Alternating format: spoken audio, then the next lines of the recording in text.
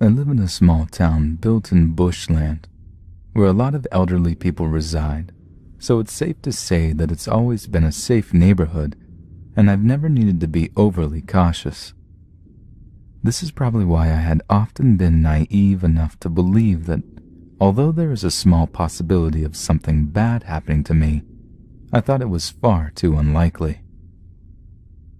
At the time, I was 15 years old, and I used to go out on weekends to visit my boyfriend at the time, who lived quite a while away from me.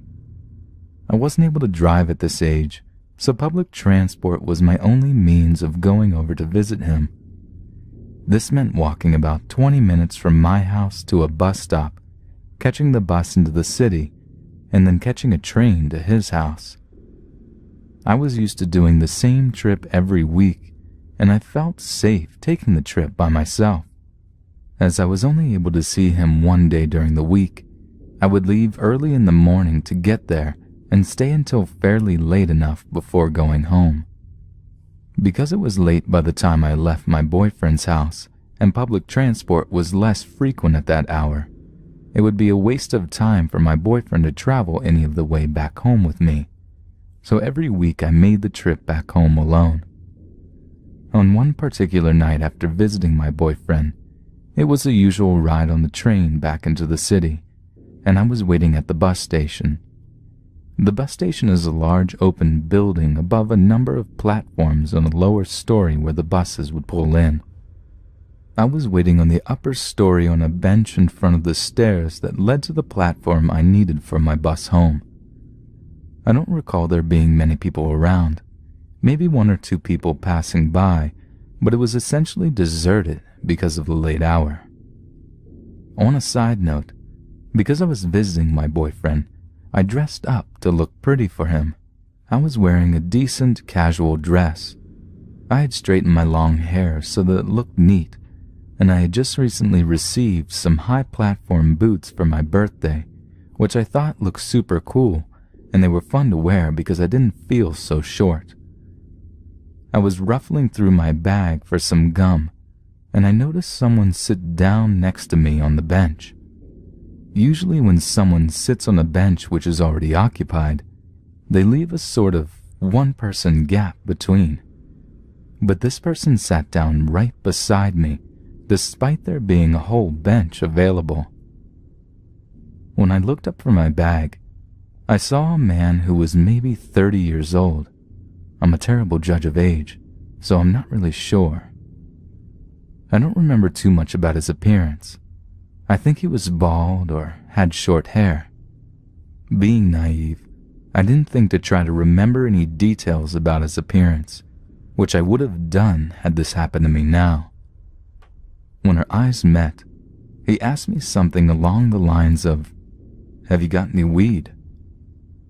At 15, I was a good kid and didn't have anything to do with smoking or alcohol, and certainly not drugs.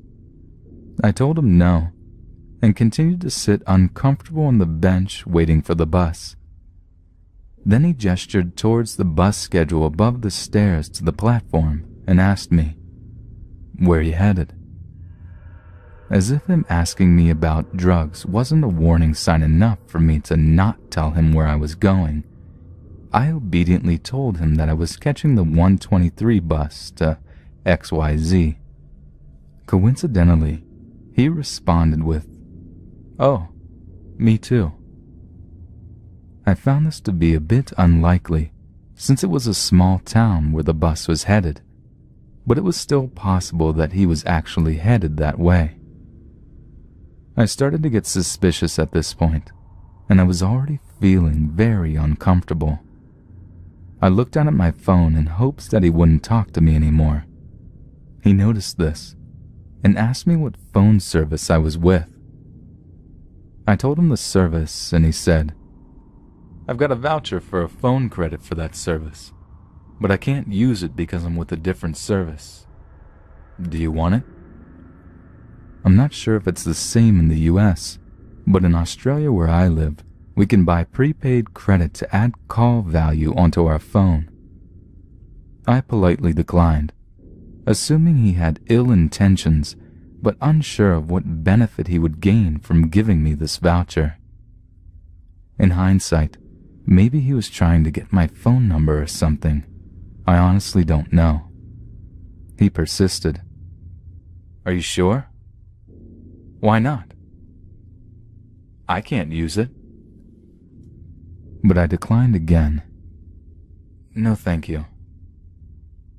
Things got weirder after that, when he pointed out my big platform shoes and asked, "Is it difficult to run in those shoes?" Creepy. I lied and said, "No, I can run very well in these." He could have asked if it was difficult to walk in them, but no, he didn't. He then gestured to the stairs down to the bus platform and suggested that we both go down there to wait for the bus. The platform is very poorly lit, and there was probably no one down there. I didn't want to be there alone with this person, so I told him that I was going to wait here, but that he could wait down there if he wanted to. As expected, he didn't move and remained on the bench with me. A few moments later, I noticed someone walking towards us through the bus station. Against all possible odds, it happened to be someone I recognized. It was my friend's older brother. He was probably about 17 at the time. "Ben!" I almost shouted when I saw him. He made his way over and stood in front of me on the bench. I asked him which bus he was catching, and luckily it was the same one as me. I was so relieved. We exchanged a few words back and forth, and eventually the creepy guy sitting next to me got up and wandered off. He hadn't said anything while Ben and I were talking. Ben and I went down to the platform and got on the bus when it arrived. Surprisingly, the creepy guy didn't get on the bus like he said he was. I told Ben about what had happened and how he had saved me. I can't imagine what would have unfolded if Ben had not showed up when he did. I would have gone down to the platform when the bus arrived, and hopefully he would not have done anything since there was someone driving the bus, a potential witness. If he had gotten as far as getting on the bus with me, I was worried about the 20-minute walk from my bus stop to my house. We're on a dark street surrounded by bush on one side, and I didn't have credit on my phone to call my mom and ask for a lift.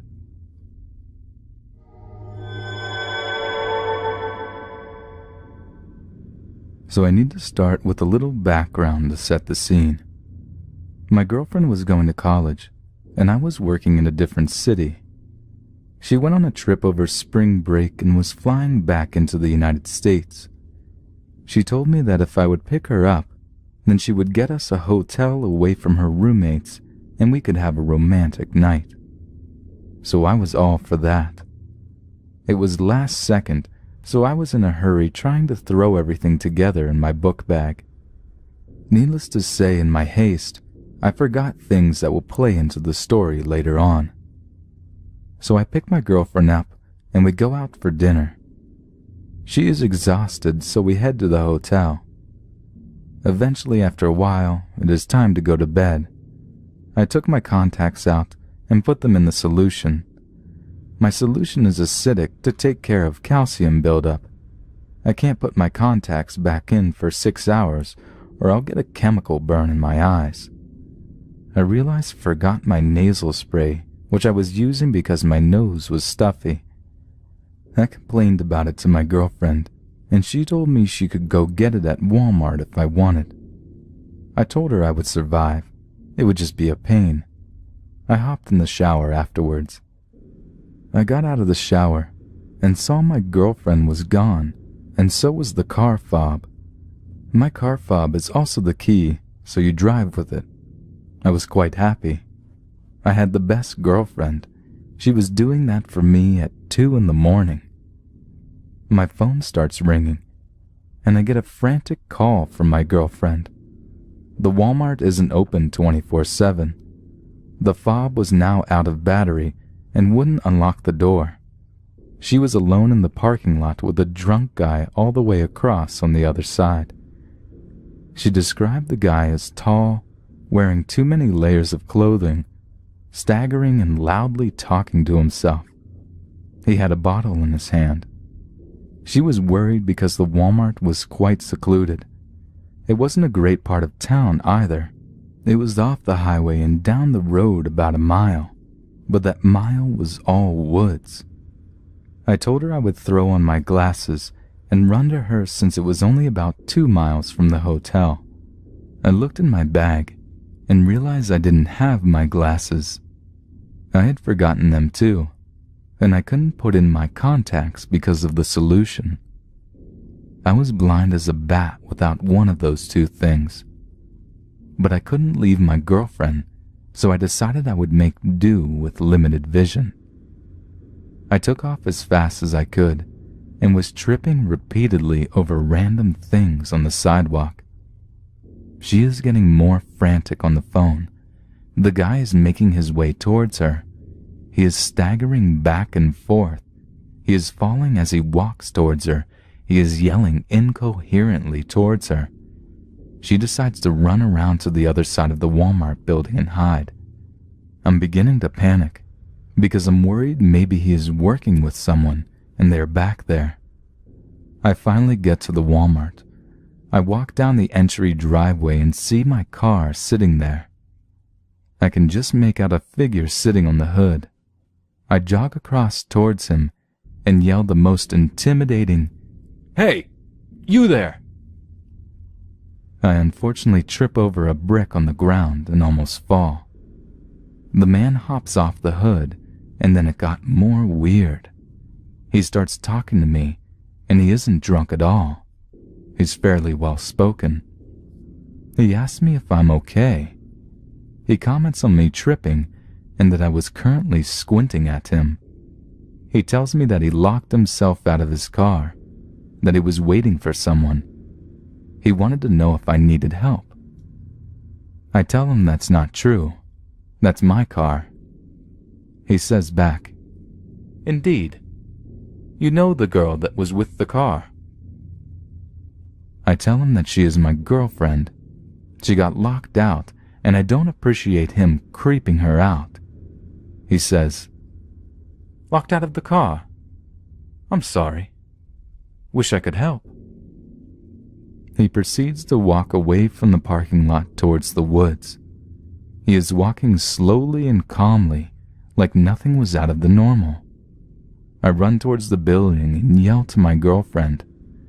She comes out from behind the building and we walk back towards the car. I start trying to get the fob to work and unlock the car. It just needs battery to unlock the car. It can drive it dead. I am contemplating trying to run back and call AAA in the morning when my girlfriend starts screaming and panicking. I look up and see the man sprinting out of the woods towards us. My girlfriend yells at me that he has something in his hand. I can't see, so I have no idea if it's a knife or something of that sort. I make a split-second decision and pick up the brick I tripped over. I bust out my window with it and unlock the car. I tried to brush out my seat and scramble in while my girlfriend scrambled in as well. I cranked the car and took off with the guy about 20 feet from the vehicle. I called the cops on the way back to the hotel. Most of you are probably thinking that I'm an idiot and should have done that earlier, but response time in that city is terrible. It would have been like 30 minutes, and my girlfriend was too terrified to let me get off the phone to call anyone. I stayed on the phone from that moment I started running until I was there. The cops never found the guy. I ended up with a busted-out window and a cut-up hand with glass in it from when I tried to brush the glass out of the seat. Overall, I was pretty happy that we both made it out without any significant harm coming to either one of us.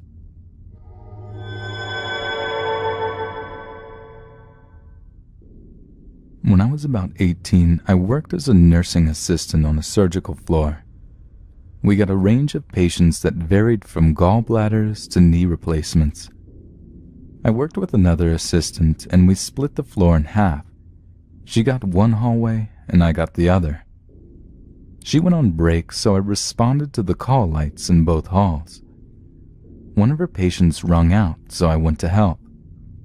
The lady's son stepped out while I assisted her to the bedside commode. I came out and told him I was done and he could go back in. Instead, he chose to talk to me. We exchanged some small talk and he went back into the room when his mother called for him. The other assistant came back and I continued working. I went to chart at the nurse's station and the son came out and began chatting with me again.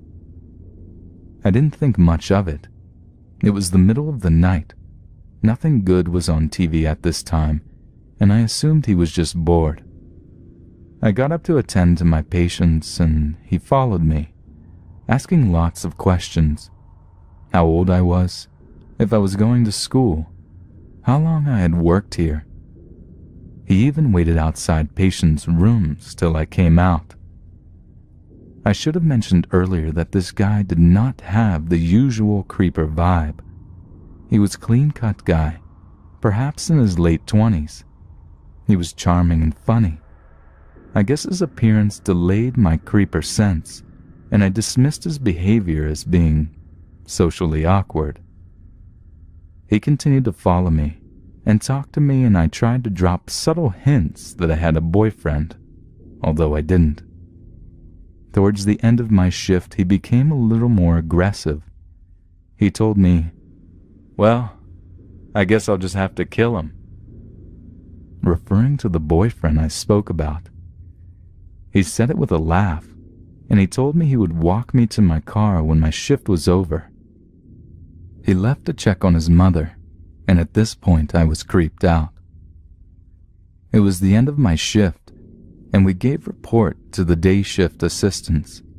I told my coworker what had happened with the son, so she checked the hallway before we left, and we took a little-known path to the parking garage. I went to bed when I got home, and at around noon the day shift charge nurse called me. She told me not to come in. She said the son had been asking about me. He asked when I worked, what my real name was. I put a nickname on my badge, and more personal info. When she wouldn't tell him, he asked other nurses. His mom was going home that day, she said, so I could probably come back tomorrow. Tomorrow came and my manager called. She told me to stay home the rest of the week. The son had sent flowers to the floor and had called every floor asking about me and when I worked. She said she didn't feel like it was safe for me to come back. Eventually he quit calling and I came back to work. About 3 months later, I was watching the news. He had been arrested for rape and murder.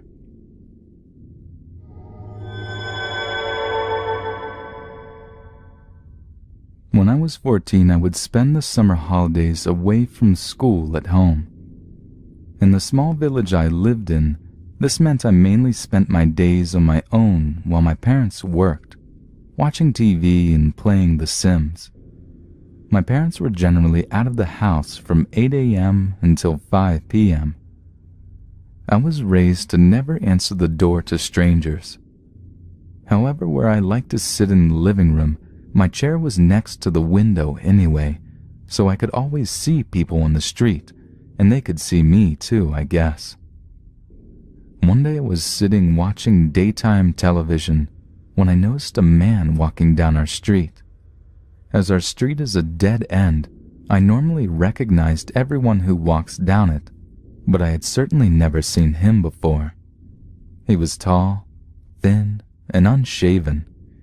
He was wearing a hooded jumper, with hood up and sleeves rolled up, revealing tattoos on his arms. He was carrying a large duffel bag and looked closely at each house as he passed. As I sat watching him, I was clearly in full view of him too. He started to pass our house, and when he saw me, he smiled and turned to come up our short drive. He came up to our front door and knocked. I knew I shouldn't answer the door to someone I didn't know, but he had seen me, and at 14 I was afraid of being rude to an adult, so I obediently went and opened the door a crack. I peeked around the door and said hello. As he spoke, he pulled the duffel bag around to the front of his body and asked me if my parents were home. At this point, I thought he would probably leave if I had said no. But instead, he stepped towards the door and unzipped the bag. Well, the thing is, I've just got out of prison. I want to do the right thing, you know. It's so hard to find a job, so I'm trying to sell some things. He started pulling towels, handkerchiefs, and other junk out of his bag. The word prison made my heart skip, and I quickly mumbled something about having no money and closing the door. He stood on the step for a moment, still talking to me about being able to help. So I went upstairs and waited for him to leave, which he did. I soon settled back down to watching the television and forgot all about my encounter. At 5 p.m. my parents came home and they took the TV, so I went up to my room. A little while later there was a knock at the door. I came onto the landing and peered down as my mom answered. 2 police officers stood on the step. They asked if anyone had called at our house that day. My mom said no one had, and that was when I remembered my visitor from earlier. I came down the stairs and said that actually someone had called. Seeing I was young, the 2 police officers asked to come inside and talk to me. They asked me to describe the man and the conversation I had with him. They seemed really worried and kept telling me not to worry and to be honest about what had happened. Once I had told them what had happened, they asked to speak to my parents on their own, and then they thanked me and left. I was straight on at my parents asking what was going on. My mom explained that a few minutes after the guy had come to our house, he had gone to another girl's house. She was in the shower and hadn't answered the door when he knocked. Apparently, he let himself into the house and walked upstairs. When he found her in the shower, he sexually assaulted her. With my description and the evidence from the girl, they tracked the guy down. It turned out he had just been released from prison for a similar attack on another girl. I never answer the door when I'm home alone now.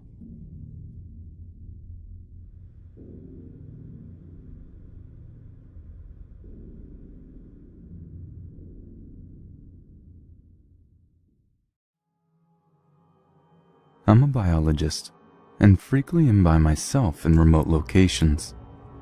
This occurred when I was 26 and somewhere between green and seasoned.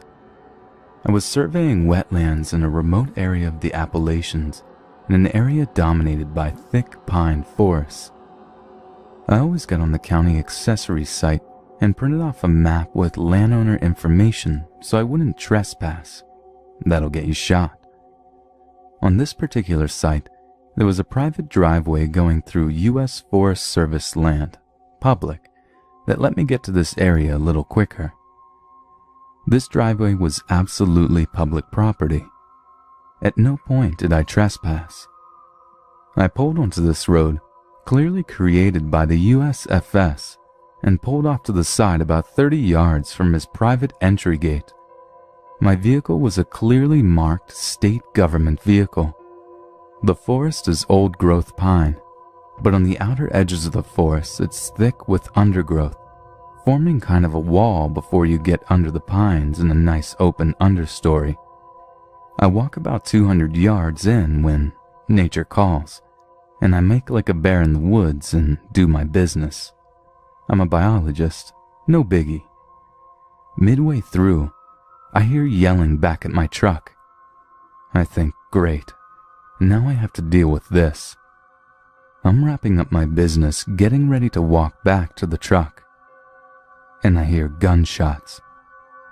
I stopped walking and thought, yeah, I'm not walking back to that.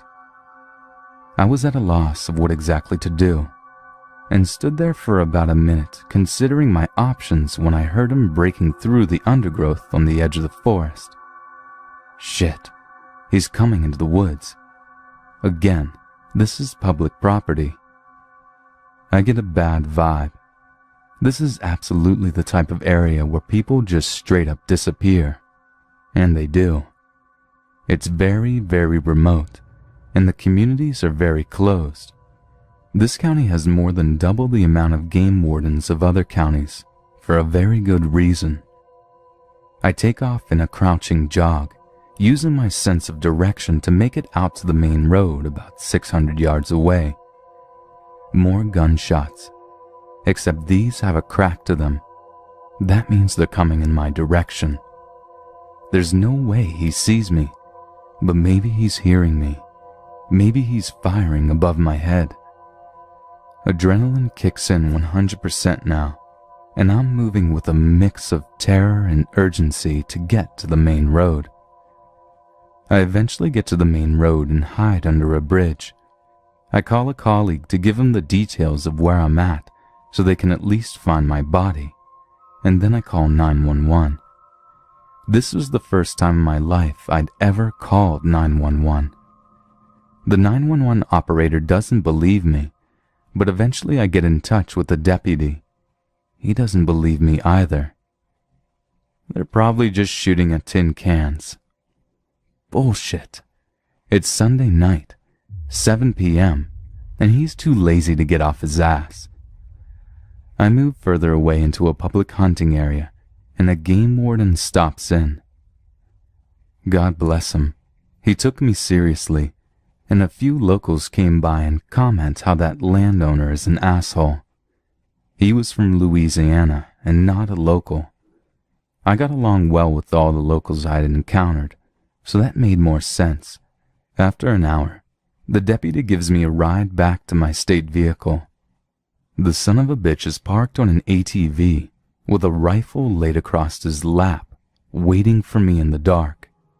The deputy and I get out of the car, and I just walk straight to my truck and leave. It's almost 9 p.m., and I have a 4-hour drive to get home, and I just had enough. At the time, I didn't want to talk to the guy at all, but now I wish I had. Who knows what conversation the deputy and him had. After this, I quietly started carrying a firearm in the field with me at all times. I'm glad I trusted my gut feeling and insisted on calling a police escort back to my vehicle. That was not an encounter and conversation I wanted to have with someone with an overtly active trigger finger. I had all the guy's contact information from the county accessory site and thought about mailing him a map clearly stating where his property begins and ends, but I just let it go. Maybe he thought I was the creep.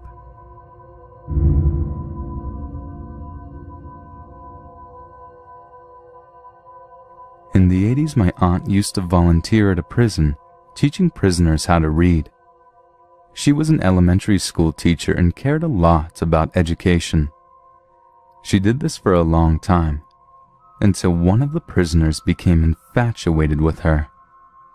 It started out small by complimenting her, but then he began to tell her how in love with her he was, and how he was planning a life for them outside of prison. My aunt told the guards all of this, and they suggested she stop volunteering at the prison. On occasion, she would get phone calls from the prison and love letters. She would not accept the calls and didn't return his letters either. She went about her life ignoring him because he was behind bars and couldn't hurt her, until he escaped from prison. My aunt was out of town and got a call that he had escaped. She called the local police immediately and asked them to check her house with her when she returned home. My aunt lives alone in a ranch-style house, so the police surveyed the outside, the basement, and the main floor and found nothing. Her home security system was intact as well. She had a friend stay over that night, and everything seemed okay. Around 1 a.m. they heard scratching noises and called the police. They thought the noises were coming from her mother's empty bedroom. The police searched the outside of the house and the bedroom and found nothing. Around 2:30 they heard scratching noises again, and also the sound of footsteps. The police then checked the attic, which was more like a crawl space that my aunt used for storage. They found the prisoner crouched behind a box with a screwdriver, hacksaw blade, and 2 blades from a pair of hedge cutters. He got into the house by slitting a window screen that gave him access to the attic. He's still in prison and will be until he dies.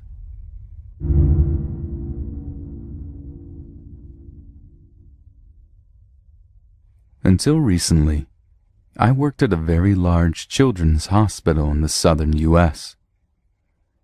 I am also transgender, present myself as female at work, and identify with my female pronouns and name. I've been doing this for 6 months now, openly.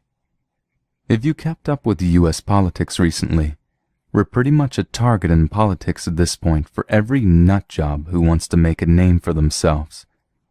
My employers started out promising inclusivity, but since December had become far more toxic and far more hostile, including telling me to never correct anyone who misgenders me and to stop presenting as a female at work.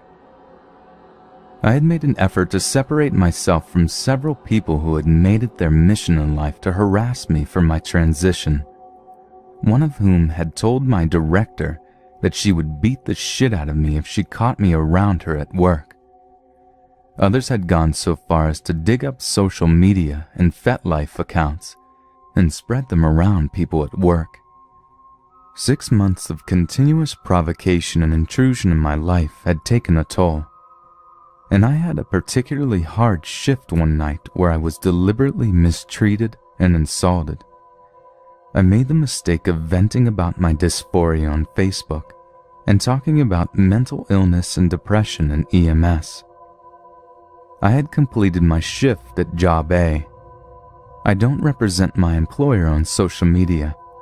I don't even have pictures of me in uniform for a reason, and had clocked out and started to go home. I was actually in line to get food for my female partner and I to try to have a sit-down dinner with her when I had my phone ring.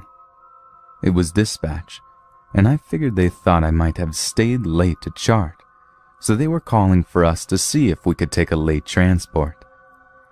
They informed me that there was a police officer looking for so-and-so, and that they needed to talk to me regarding a case. The dispatcher found it odd they used my dead name and even asked why they would know that. Since the officer had threatened to go to my house and arrest me if I didn't come back, I headed back. I made a phone call to my partner to make contact with police friends of ours should I not call in an hour. As I pulled in, I immediately noticed things which made me very uneasy. Keep in mind, this is where I worked. Everyone knew me for years, and I was in uniform presenting as female. This was an unmarked vehicle, not a DUI vehicle, regular unit, or a field supervisor. Probably investigation or narcotics based on the way the officer was dressed. As I walked back in, I was directed to the back ER, where this officer awaited me. Hello, officer. How may I help you? Are you... My dead name I never go by. Not even my legal name. Yes, I'm... How can I help you? Sure. Let's go out here. We step out of the patient care area I work in so that we don't cause a scene in front of patients and family. I stopped at the elevator. It was a public area, well-traveled and with a camera. I wanted a witness to what I felt was about to happen. May I ask what this is about?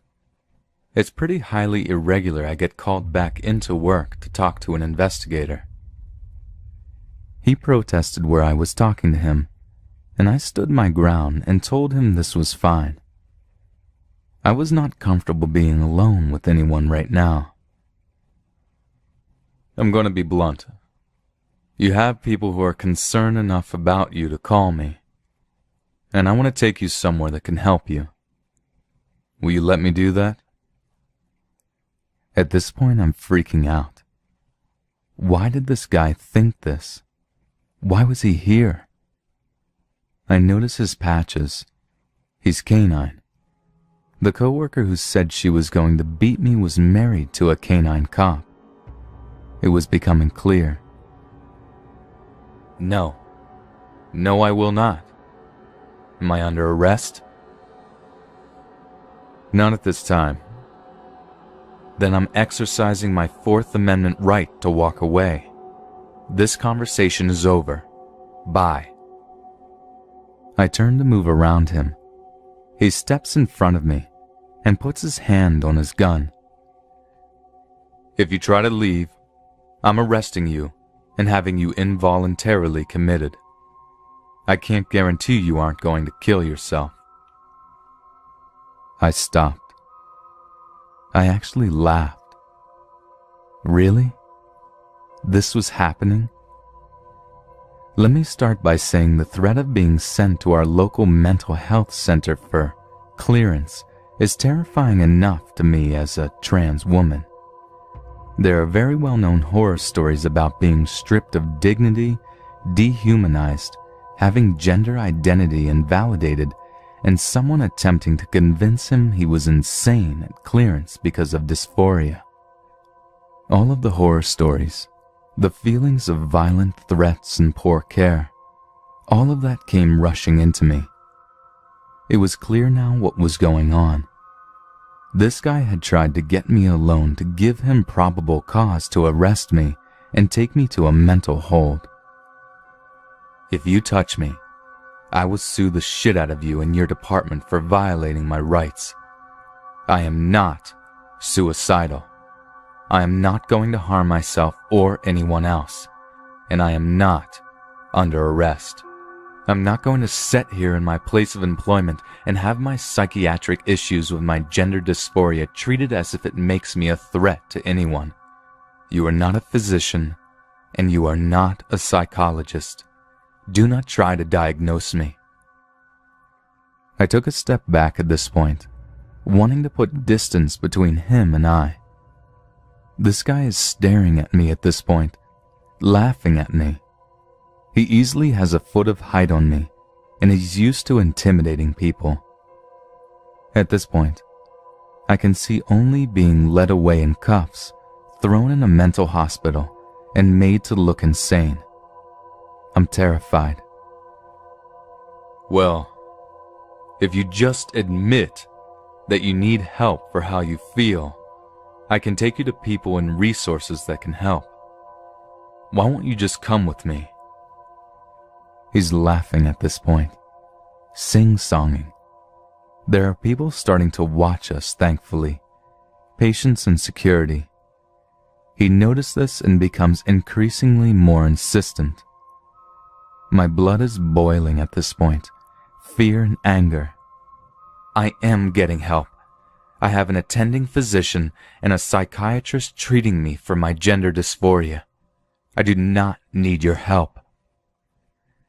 It's like it suddenly dawned on him between his instances on calling me sir, pet peeve, and the fake respect he gave me each time he barked at me to try to intimidate and assert his dominance over me. "Why are you angry with me? I'm only trying to help you." He feigns concern. "I'm angry with the way people treat me. You are a convenient target for that anger because you are sitting here calling me suicidal and mentally unstable. I'm sure you understand it's not personal." He shows me a picture. It's a Facebook post I had openly talked about how dysphoria is an insidious and disgusting thing, how it can make you suicidal and self-loathing. I'm trying to explain dysphoria and what it is, and he's grinning at me, looking at me as if I'm crazy. I finally stop, take a deep breath. I am not saying any more to you. I want to go home to my partner and enjoy the 6 hours off I have before I have to work Job B on a 911 truck. Either arrest me or let me go. I will not consent to you civilly committing me for expressing my feelings. Then look me in the eye and tell me you're honestly not suicidal. I am not suicidal. He should have not been able to have that post. It was a restricted view. He gives up finally. He has lost his isolation and is now being witnessed by multiple people. He takes my license and information. Great. Now there's a record of me as an EDP in the county database. Wonderful. As soon as I get my license back, I turn around and walk off. Have a safe night, officer. As I walk back through to my car, people can see I'm furious. I'm humiliated, embarrassed, hurt. I'm terrified he's going to follow me, try to arrest me for some trumped-up reason. Had it not been for a paramedic friend talking to me, I'd never made it home, and I was so scared. The next day I call to file a report about the incident and complain. There is no record, no call put in the dispatch computer, no record or report of any contact with a police officer. He had done this as a personal favor to another canine cop, completely off the record, which scared me even more. What if he had taken me? Would I have ended up at the hospital for 24-hour hold? I have since resigned from my job, and am working for a more inclusive and tolerant company. But I had to end up flagging my home address for swatting with the local police department due to someone repeatedly calling in false armed party and suicidal individual calls to my resident for the next week.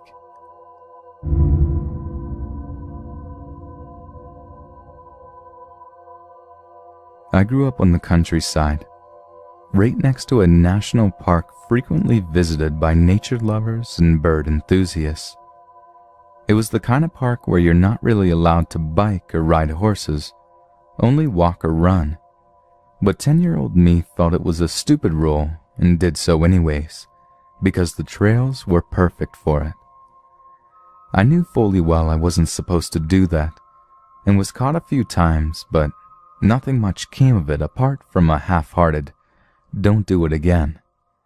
And I did, of course. Until one day something frightening happened that made me stop. My family were horse breeders, and I would often take one of the horses for a ride, usually in the Forbidden Park. This day, very early morning, the first day of the summer holiday, it was beautiful outdoors, misty and foggy, yet a sky that promised a sunny day ahead. Since it was so early, before 6 o'clock, I knew there wouldn't be anyone on the trail to see me, so I let the horse set off full speed along the trail. I only slowed down on part of the trail that got steep on one side, leading down to the river, because the thought of one step too close to that edge was too much even for a kid with next to a non-existing risk assessment skills. Suddenly the horse came to a halt and refused to take another step. I grew up with horses all my life and knew that usually indicates that you need to investigate. Is there something with the hooves? Did the horse spot something that spooked it? The hooves were fine, but the horse didn't move an inch. That's when I saw it. Someone had set up a trap. A thin, sharp metal wire across the trail, in perfect neck height for an adult. I stopped and looked around, but didn't see anyone. The wire was well attached to 2 trees and impossible for me to remove, so I led the horse around it, and to do so I had to walk a bit up into the wooden area on the side of the trail. That's when I heard the singing. There is a song called Hej Tom Tagubar, and it was that melody, but the lyrics were different and sung in a muffled, sniggering voice. Today I only remember parts of it, but translated, it would have been something like, "Hey, all you runners, come here passing, let the lifeblood pour out." I, as silently as I could, with my heart in my throat, backed away, got up on the horse and hurried back the way I came as fast as I could. I knew I had to tell someone about it, but at the same time wanted to avoid admitting to riding a huge and very forbidden horse on those protected trails, so now I had a problem. The old stories about a mad old man living in the shed in the woods, a shed that was a cottage for the local hunter, came back to me as I hung on the horse for dear life. I got home and told my older brother what had happened, and he went back with me there. We found the wire trap, and after a while of searching, we also found a spear-like pole on the ground, right in the spot where you'd land if you came running and jumped over the fallen tree on the trail. That's when we called the police. The area was searched, and several similar traps found, but no sight of the old man. The following summer, though, there were big news in the local paper about spear-like poles being found right under the water's surface, directly under that little tower you're supposed to dive from at the lake. They also found black garbage bags filled with big rocks, and they were found on the narrow bridge crossing the river, so that if a car hit it, it would risk the possibility of going off the road and into the water.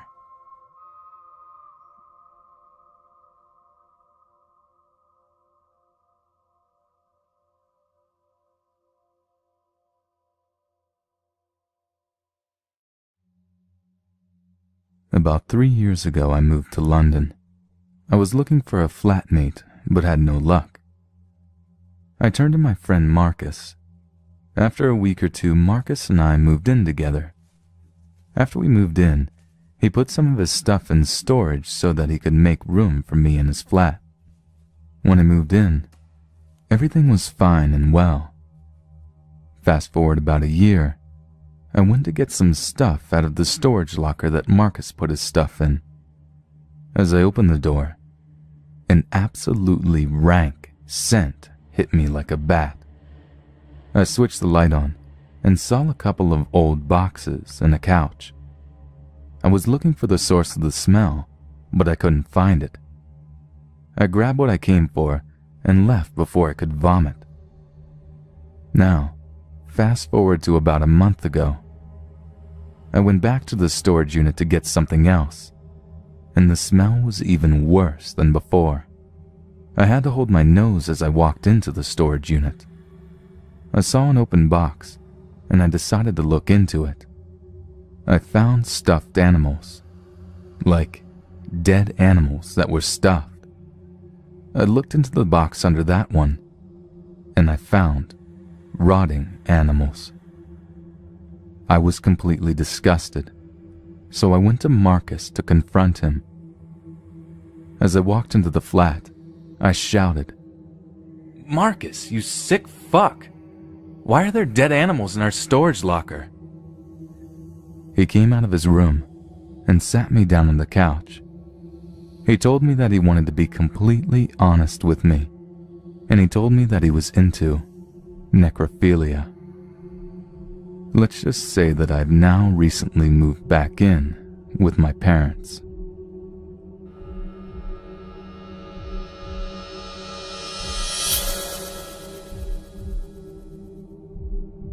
Around 6 years ago, I worked in a small convenience store in a pretty quiet neighborhood. I was around 18 at the time, maybe a little older, and all of the staff members were female. With it being such a small store, we literally had 5 staff members who rotated shifts. I remember that when this incident took place, the manager had decided to take sick leave, and that left little old me to run the store as I had been working there the longest. Our tiny little shop opened at 5 in the morning, and being the good sport that I am, I decided that I would work the early shifts because the other members of the staff were a little nervous with their lack of training on opening, and the fact that it being the middle of winter, it was actually a little unnerving opening a store completely on your own while so dark and evidently quiet. This one morning I opened the shutters at around 4:30 a.m. I turned on the crappy little heater as I made my way out to the back to make myself a coffee, then went to the front of the store where our newspapers were sitting waiting to be put on the shelves. I got the papers out and headed outside for a cigarette before opening. The few feet of snow added to the eeriness of this morning. Around 6 a.m. every morning, we would get a steady flow of builders and workmen coming in to buy a few Kit Kats and Red Bulls. Knowing them all quite well, I often took some form of comfort from knowing that if anything went wrong, I had a lot of big men heading in to save the day. This morning, 6 a.m. came and went, and I had quite literally not had a single customer. I bet the snow is too bad to work. I flicked through the magazines and drank too much coffee just to keep occupied. At around 6:30 a.m., I popped into the kitchen to turn on the kettle, and I hear someone come in and cough at the counter. I make my way from the back and see a tall, lanky, intoxicated man standing staring at the cigarettes. I apologize for the delay and ask him what I can help with.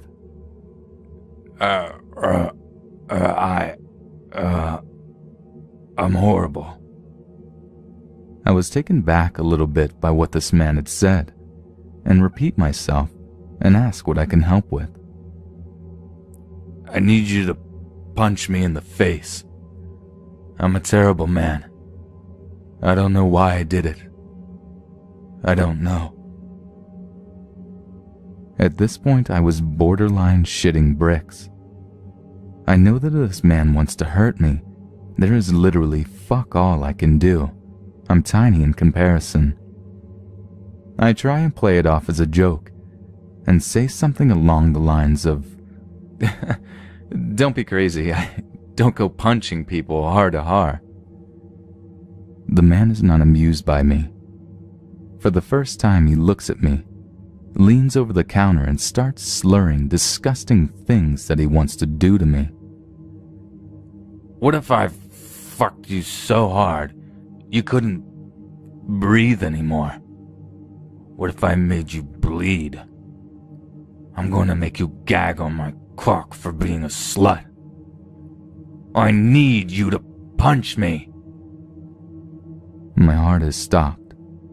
We had no panic buttons, and the only phone I had was just out of reach, but even if I had gotten it, there was literally nowhere to lock myself in while I waited for help. I was frozen.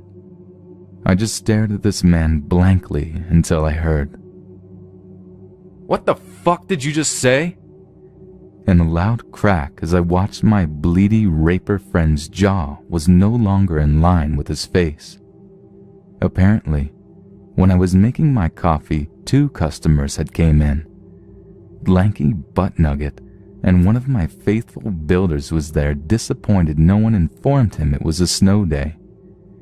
my builder pal wrestled our lovely friend out of the store, where he managed to pretty swiftly disappear considering the amount of snow. That morning, I made my builder friend a cup of tea and didn't charge him for his purchases as a massive thank you for what he did. God knows what may have happened.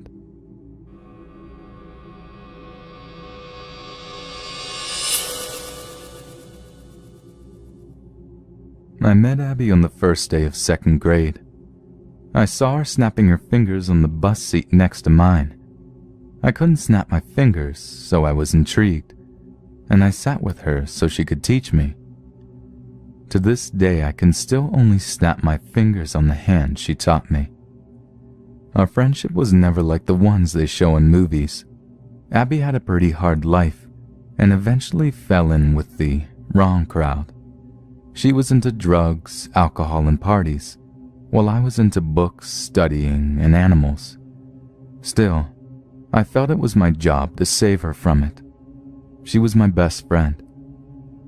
The summer before senior year, I was 17 and feeling rebellious. I'd stay more often at Abby's house, where her mom would let us drink in a more safe environment. But then Abby met a guy and started dating him, Ryan. He creeped me out. He was about 5 years our senior and just off. One day, Abby suggested that we go meet up with Ryan and his friend, Kyle. It turned out that Kyle was the local drug dealer. I wasn't overly comfortable with this, but I wanted to impress Abby and definitely didn't want to leave her alone with them. They started smoking pot, and eventually I joined in. The hot air, combined with the alcohol we'd already consumed, made me feel sick.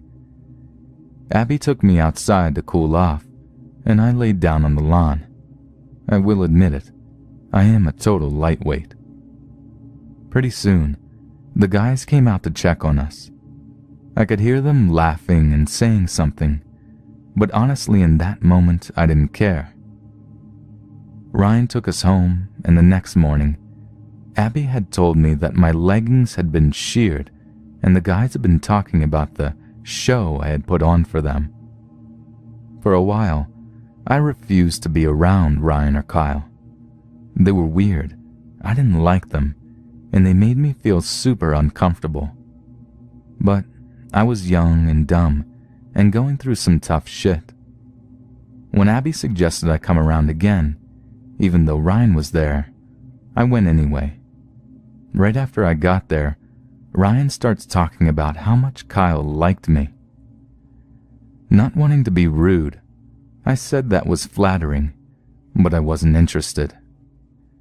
Abby suggested, to cheer me up, that we go to Ryan's house and have some drinks. At this point, even Abby's mom didn't like Ryan being around. I should have known it was a red flag if even she didn't like him. Abby said they'd have a cute guy come over for me, so I was placated. We get there, start drinking, and Ryan said Kyle was going to come over for a moment to liven up the party. I pulled Abby aside and told her how uncomfortable I was with that, but she assured me that he wouldn't stick around long and that my guy would be there soon. Kyle arrives, and I'm already smashed. They start smoking, and I couldn't stand the smell. So I tell Abby I'm lying down for a bit and to come and get me when my guy gets there. As I said, I was drunk. I don't hold my alcohol well and barely drink to this day. The next thing I remember, I'm waking up naked in bed, and Kyle is kneeling over me with his dick in his hand trying to get it hard. I don't know why, but at that moment, I laughed. I guess I just didn't know how to process the information, or perhaps the irony of the situation just got to me. I was depressed that summer due to the fact that I was coming to terms with being sexually abused as a child, and it's ironic that in trying to get over it, it was happening again. My mind works in weird ways. Kyle sits back on his haunches, bewildered, and I scurry out of the room to go find Abby and tell her what had happened. Abby and Ryan were right outside the door and had heard me giggle. As soon as I start freaking out to Abby, Ryan starts berating me for laughing at Kyle. I couldn't explain why I'd done it, and I don't even have a rational reason now. Both Abby and Ryan said that after I had laid down for a while, I'd come back in and started making passes at Kyle, so we'd gone back to the room. Being naive and 17, I believed Abby.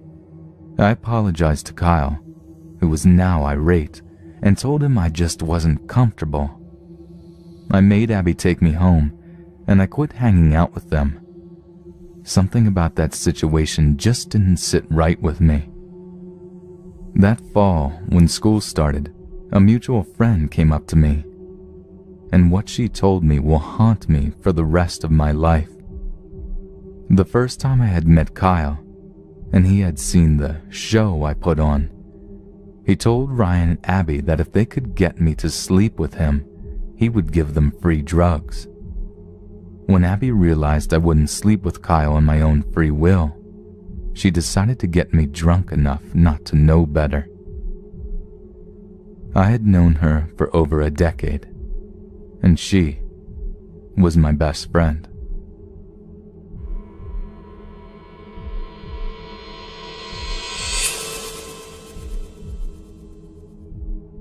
When I was 12, I had some very bad self-esteem issues, anxiety and depression, as well as coming to terms with my sexuality. I'm bisexual. I was homeschooled and very antisocial. So, when I finally made friends, it didn't matter that they were into drugs, alcohol, and most especially self-harm. Almost every kid I knew was cutting, as was I. So basically, I wasn't the most stable person.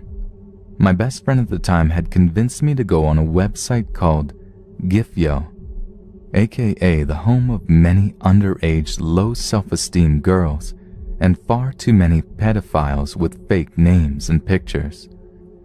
I knew it was a bad site, but I didn't care. So over the year of me being active on the website, I encountered quite a few hot 15-year-old girls looking to be friends, but always ignored them. One night, after lots of drinking and sneaking out, my boyfriend at the time had just cheated on me with my friend. I was feeling out of it, lonely and very insecure, and was left alone with many self-depreciating thoughts. I got a message from two men at the same time. Both sent the same "hey" with a smiley face, but one guy's picture was him, shirtless, six-pack flexed, in his bathroom mirror. The other guy just had a picture of my favorite anime character. I replied to both and continued to chat. Shirtless guy asked for my nudes, and I politely declined. "Well, I can't lie, I'm disappointed. Let me know if you change your mind. Night." Whatever, weirdo. Never talked to shirtless guy again. However, I did continue to talk to Mr. Anime. He's cool, nerdy, polite, into the same books and shows as me. Also role-plays anime characters online too, which is awesome. Plus, every message he sent was ended in a compliment of how perfect I am. I'm blushing. Then I ask his age. He's 24. I'm 13 at this point. Red flags are raised, but I was so desperate and lonely I continued. After a night of talking, he convinces me to send naked pictures. I do, and I never had my face in them or anything identifiable, so I felt safe. After we both finished doing what we were doing, he asked for a picture of just my face. Now, something inside me again told me not to, but I did. Then the stereotypical "KIK? Kick? ? So I gave him mine. We switched from Gifyo's god-awful messaging system to Kik's. Yay! Then he sends me his picture. The first picture I had ever seen of him. He's extremely skinny, ghostly pale, very thick glasses, bald patches that he tried to cover with longish, deep black hair. So, your stereotypical pedophile. After he sent me the picture, I snapped out of my shitty mental state for just long enough to get nervous. I guess after seeing his face, I realized this was all real. A real adult male had pictures of my naked body, and there was nothing I could do to take it back. He bids me goodnight, and I him. The next morning, I had literally about 50 messages from him. Most were paragraphs long about how beautiful I am and how my color of eyes, hair, and lips were his favorite, and how no other girl compared to me. I asked him to calm down, and he apologized. Later that night, idiotically more nudes are sent, and during dirty talk he starts asking me to call him master and to refer to myself as little slave. Now, I'm a kinky lady and have been really into BDSM and those kind of dynamics since I was very young. I'm not afraid to admit it, but this made me start to feel afraid of him. Then he starts telling me that I am his sexy little slave, and any time, no matter what, if he wanted naked pictures, that they will have my face in them if he wants, and threatening me if I don't. Then, praise Jesus, it finally clicked. What type of 23-year-old man would message a 13-year-old girl he didn't know to begin with? And what type of 23-year-old man would ask for naked pictures of a 13-year-old after a casual night of only discussing books and TV shows? Or hell, even in general, what type of 23-year-old man calls a 13-year-old girl his little slave? Definitely not a good one. I panicked this time and stopped messaging for 10 minutes, of which he began to lose his shit, telling me to get my little ass back. Then came back on Kick and lied, telling them that my dad came into the room and saw what I was doing, read our messages and grounded me, and is taking away my phone. Mr. Anime got mad, called me a liar, then went offline. I immediately blocked him, and all was okay after that. Well, for a few days at least. Then I get a message on Kick. Some person with gibberish for a username was messaging me. He starts calling me by my real name, saying it was Mr. Anime, telling me he loves me. Now, sure that's creepy, but what scared me the most is that I never told him my real name. Never. Anyone I ever talked to online got a fake name that was different every time. I never gave him any personal information. I started crying and shaking terribly, reading the messages he's sending almost back to back, and I will never forget this one. Look, I'm sorry I called you a liar. I know I moved too fast, but I was excited, and you led me on. I love you. Don't you love me too? I know home life is bad for you, and I know your roommate's son keeps picking on you, and that you feel you have to cut yourself so much. But listen to me. I can take you away from that. I can bring you to my home, and we can have a better life. I know you're the one for me because you didn't reply to shirtless guy. You picked me. Please, marry me. Reading this made me throw up, and recalling this makes me shake again because, as I said, I've never told him any of this. I never told him my real name. I made sure that any pictures I sent him, you couldn't see any cuts or scars or anything in the background. I never said anything about my roommate's son. I told him nothing about me. I threw up again, then blocked that account. He made about 10 more accounts, each message getting further and further from sanity, starting with, I love you, and ending with things like, I'll fucking break in your window and rape you at night. I'll gut you and hide your body in the woods." Then I replied. I apologized for lying and begged and pleaded for hours for him to leave me alone. The last messages we ever had went like this: "Please, just leave me alone. You're scaring me." "Oh, I never meant to scare you. I'll leave you alone then. Thank you. I'll be seeing you." I deleted most social media after that and went basically off the radar as far as the internet goes for about a year. I haven't knowingly heard from him again. Years later, I told my parents everything. I wasn't going to post this, but I read so many stories about internet encounters going wrong and just wanted to say that no matter how safe you feel as a young boy or girl on the internet, whether you put yourself out there or not, there will always be someone who will try their hardest to hurt you in some way. Always. Sometimes, no isn't enough. Sometimes, it still happens. If this has happened to you or is happening, tell somebody. I got lucky so far, but almost everyone else who experienced this doesn't, and know that this isn't your fault. You may think, "God, I'm so stupid," but you weren't, and are not. Naive maybe, but don't blame yourself for this. You didn't try to hurt someone. They did. They are the bad guy here, not you.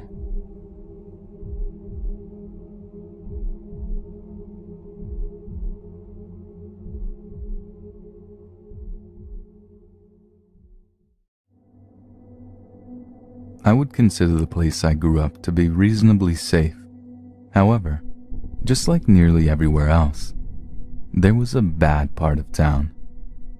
I was by no means horribly poor, but I had 7 siblings, and as we grew into our teenage years, we were old enough to go out and do things, but sending us all to the mall or to see a movie just didn't quite fit into the budget. As a result, my siblings and I would often just walk around town. It was rather old, and everything in it seemed so fragile and beautiful, and it fascinated me so much when I was younger that I always begged my brothers and sisters to take walks with me. I was the youngest, so my mom said I had to have one of the big kids with me because it wasn't safe. Eventually they got sick of seeing the same things over and over, and one by one they stopped going with me. By the time I was 14, only 2 of my siblings remained at home. Only having to support 3 kids took a load off the budget, so my 2 siblings refused to walk with me more often in favor of doing things that cost money. I begged my parents to let me walk by myself, claiming that I was old enough and that I wouldn't go too far, etc. They allowed me, so long as I stayed within a certain radius of our neighborhood. However, at 14, I was sure I was all grown up, and decided to go further than my parents allowed. Though I didn't get tired of the same route I always took when I went on walks, I thought it would be fun to change things up. I wandered around for a while admiring my little town. As this was in the early 2000s, it was less common for kids to have phones, and I didn't. I was a little out of sorts, having not been on that side of town much, but I had passed through it on my way to friends' houses and such. I wanted to leave myself enough time to get home before dark, so I decided to stop by a Pizza Hut that I had been to once or twice to see if someone had the time.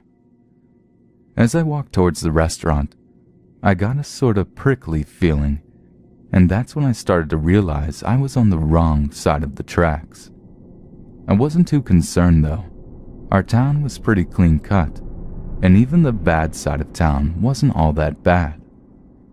I popped into the Pizza Hut, and the lady behind the counter happily told me the time. It was a quick exchange, and I was out in seconds. It was late enough that I knew I had better head home, but early enough that I could dawdle and still be home easily before dark. So I left the pizza shop, hearing the bell on the door jingle as it fell shut behind me, only to hear it jingle again as the door reopened. I was standing on the sidewalk waiting for a break in traffic so I could cross, when the person who had left behind me stepped up to my side. I thought nothing of it, figuring he just needed to cross as well. I glanced over at him, giving him a smile, just trying to be friendly. He, however, took this as an invite to strike up a conversation. "Hello," he said. I muttered hi in response, right as there was a break in traffic. I stepped into the street, and so did the man. Again, my naive self just figured we were walking the same way. "You look just like my daughter," he said. By now, I thought he was a bit weird, but not threatening. He looked about my parents' age and was dressed fairly nicely.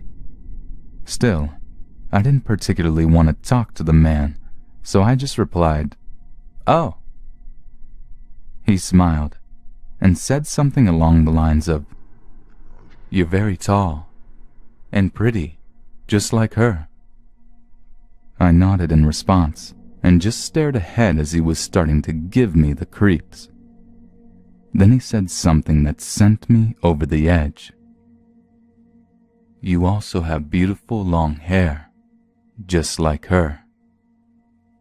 And with that, he reached out a large hand and sort of petted my hair. That's when I realized that this guy was bad news. I sped up a bit, but he quickened his pace to match mine. Once again, I didn't respond. He kept making comments about my hair, then about my face, then about my body. They got more and more creepy each time. I finally got to an area that looked familiar, and I knew I was only about 15 minutes from home.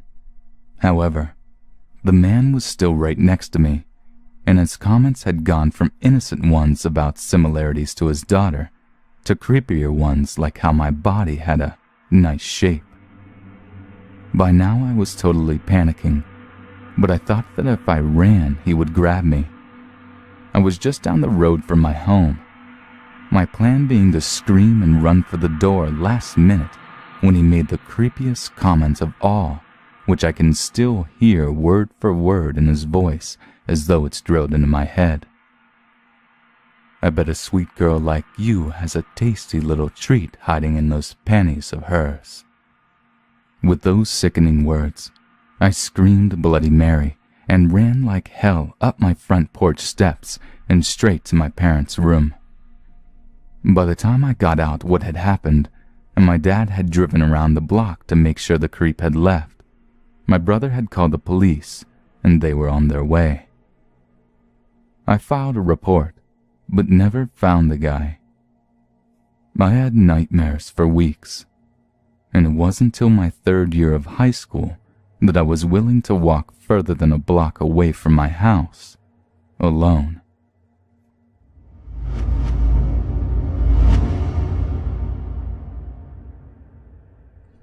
This happened a bit over a week ago, and I feel like the first, bigger shock and paranoia has settled. So, I want to share what happened with me.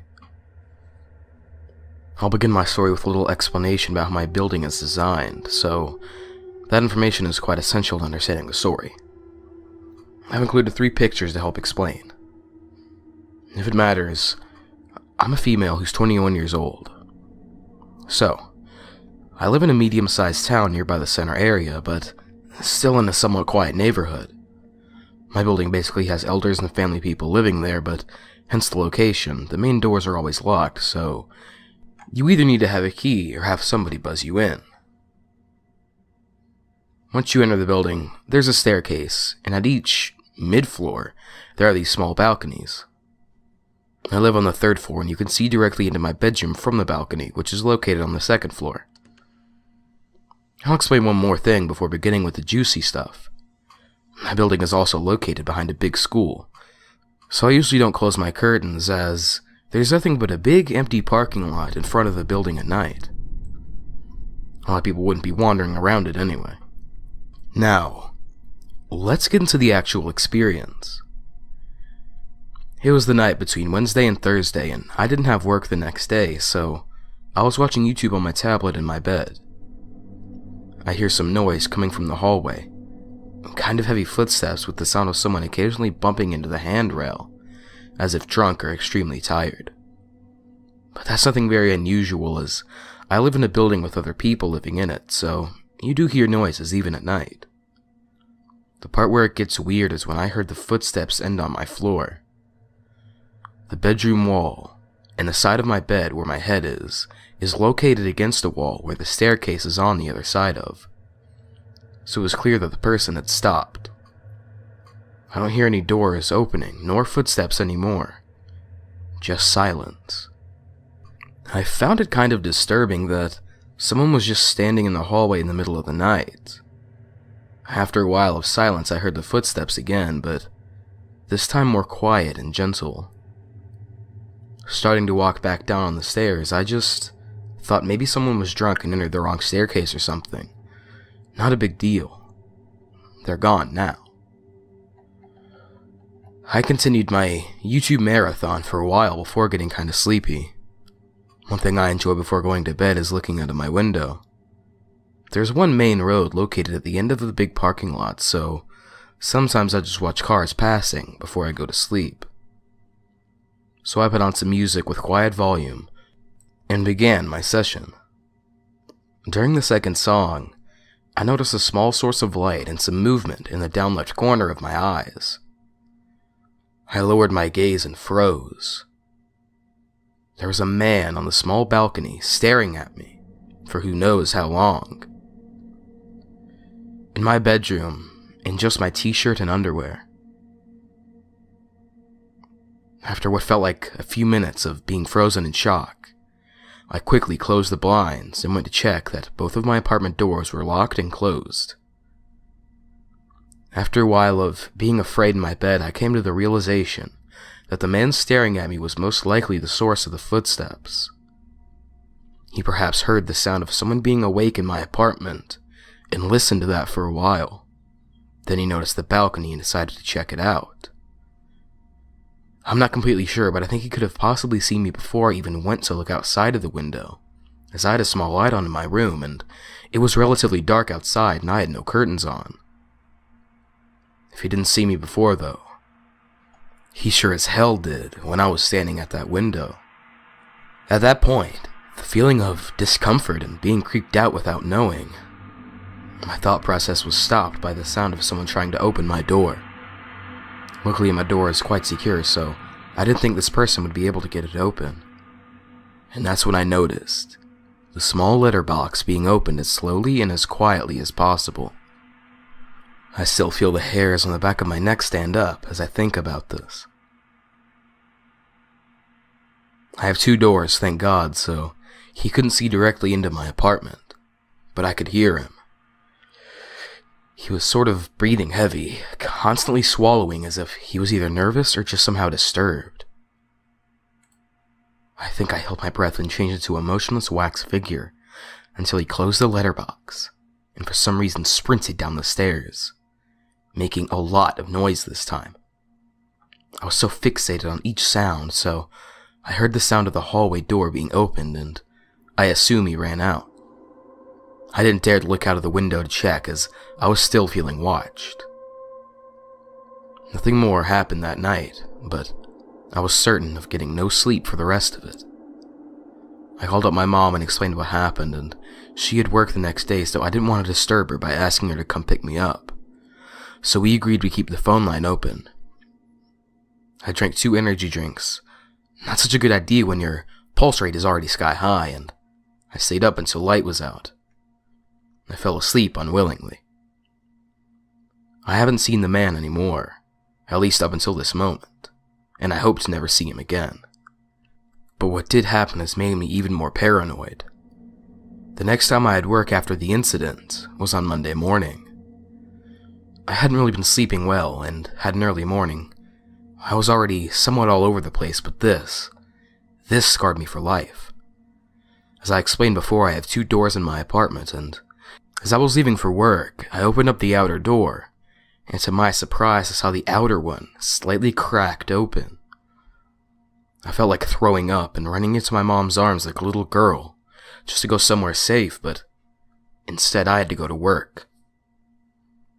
The rest of the day I kept looking over my shoulder, constantly having this weird feeling that someone will come to get me, like someone was watching me. Just not a good state of mind. I hadn't heard anything at night, so I'm assuming I was just exhausted from not sleeping properly. I'm so thankful for having 2 doors because however he managed to ever so quietly open the outer door, he could have entered my apartment where I was basically passed out and done anything to me. I reported these 2 incidents to the building's management and we filed a police report. They promised to have someone guard the premises for a while until the situation settles down. I'm sleeping at my mother's house and hoping that once I return, I'll be safe and be rid of the paranoia. I won't be keeping my windows open or checking the curtains for a while.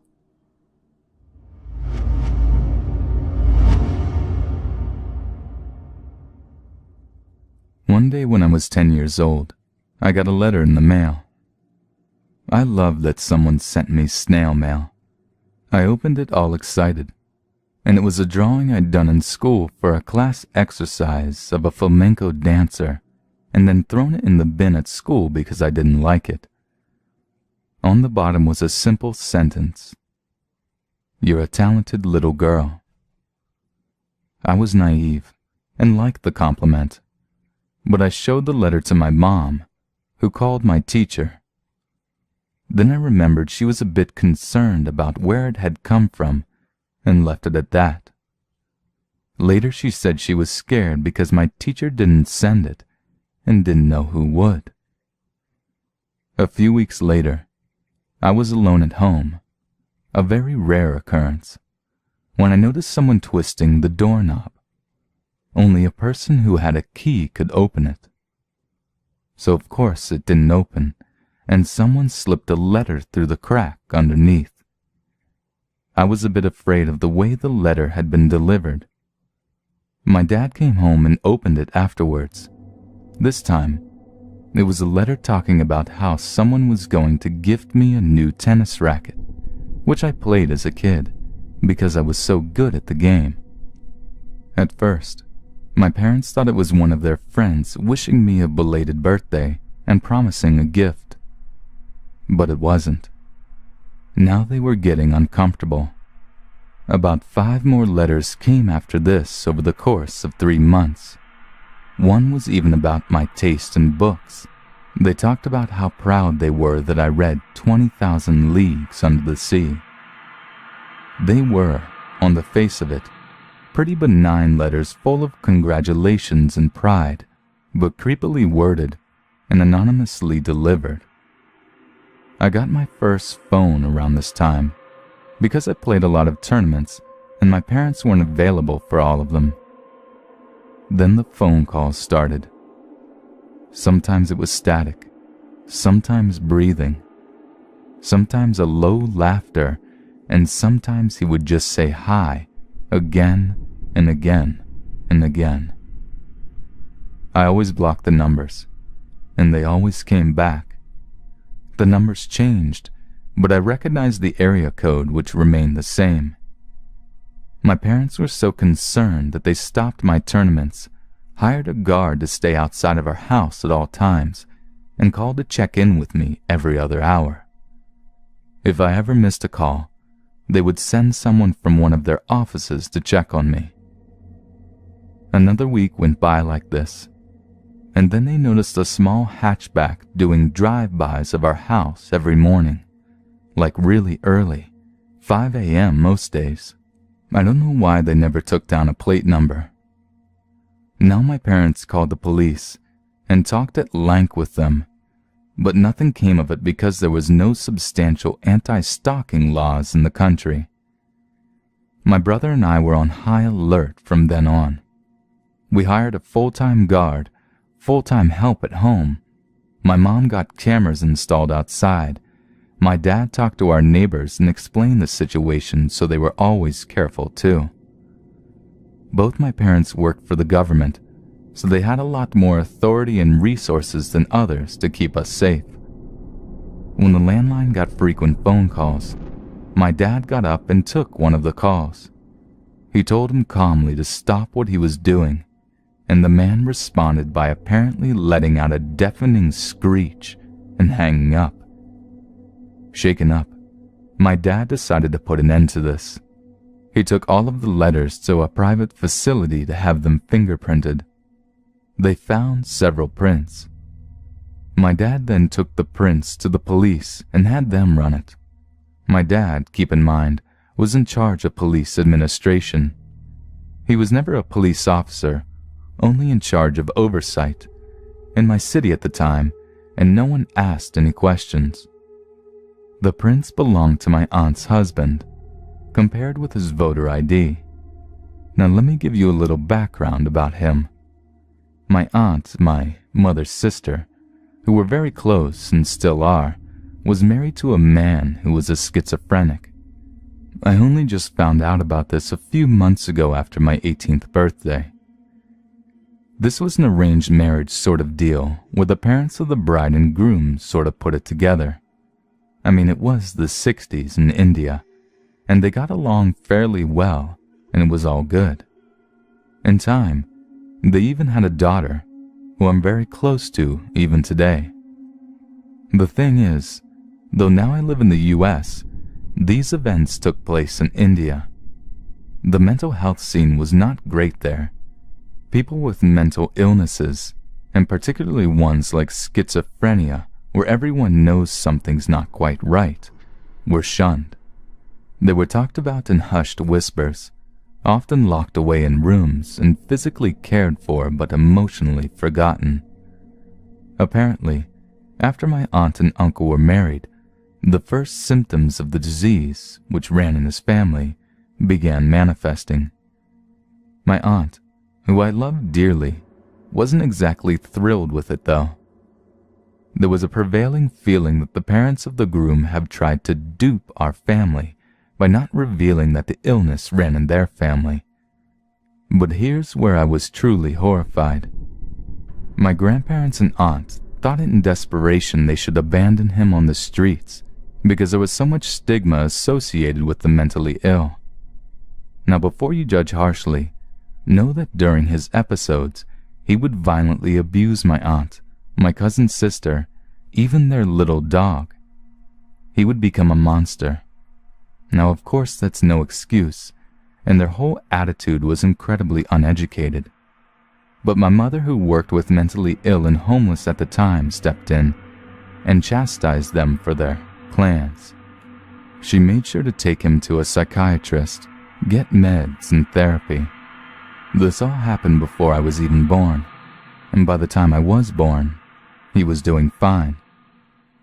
However, whenever I was at their house, I would try and avoid him because he always had this weird smile. I know it was his meds that caused him to space out and smile blandly a lot, but through my whole childhood he still made me feel uncomfortable. And because of what I thought were unreasonable feelings, I suppressed my discomfort and would even scold myself mentally for being so mean and thinking these terrible thoughts about an innocent person. But apparently, he started flushing his medications down the toilet the year I turned 10, and he'd then become obsessed with me for some reason.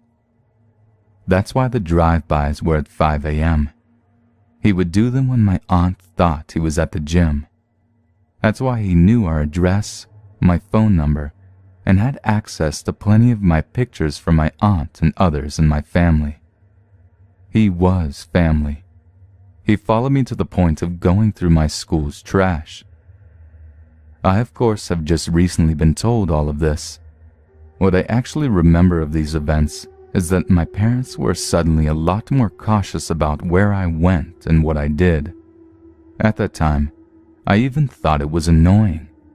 He had several of my pictures pinned up in a closet, but because they were mixed in with my brothers and cousins, no one really questioned it.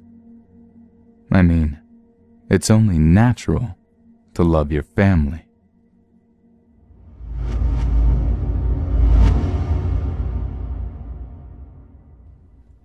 This is a story of one of the most terrifying experiences I have ever had.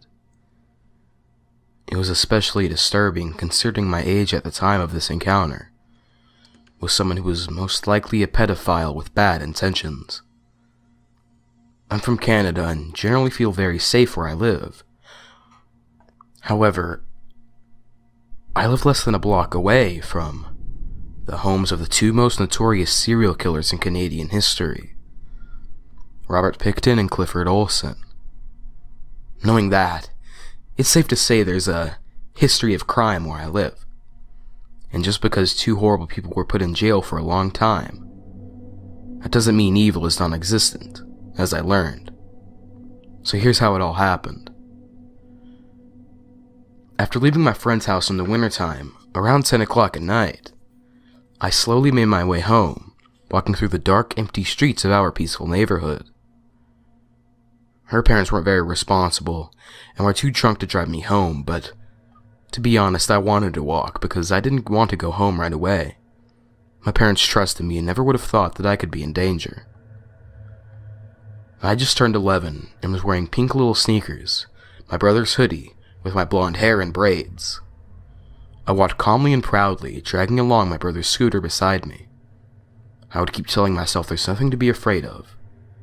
I didn't look it, but I felt I was a pretty fearless little girl. I thought that I was tough back then, and nothing would sound cooler to my friends than telling them I walked all the way home by myself at night. Since I wasn't in any rush to get home and be told by my mother to go to bed, I paused and admired the silence. I took a deep breath, and when I exhaled, I created fog with it. After a while, I picked up my pace and continued towards my street. Through the fog, I could almost see where I had to turn onto my street. The peaceful moment was suddenly disturbed by the sound of a pickup truck driving past me, definitely above the speed limit. About a minute later, I heard a slow-moving vehicle's engine behind me, but I didn't think anything of it at first, until I turned around. Strangely, this was the same red pickup truck that had driven past me a minute ago. It would have had to have gone all the way around the block to end up behind me again. Uncomfortably, I gripped my brother's scooter tightly and put one of my feet onto it. I didn't want to draw attention to myself, so I didn't get on it right away. I felt the truck getting closer, approaching me from behind. Then my stomach began to turn and I got chills. I had an intense gut feeling that I needed to get away from this man who was lurking behind me. I didn't look behind me again. I jumped on the scooter and raced to my street, my feet slapping the ground as I launched myself. The wheels slid a little bit on the frosty pavement while I rode off. I panicked, screaming a little bit every time the scooter wobbled. I picked up quite a bit of speed, my eyes watering from the freezing cold as the wind blew furiously into my face. My stomach lurched when I heard an engine roar. He stepped on the gas and sped towards me. The fear that I had been followed had now been confirmed.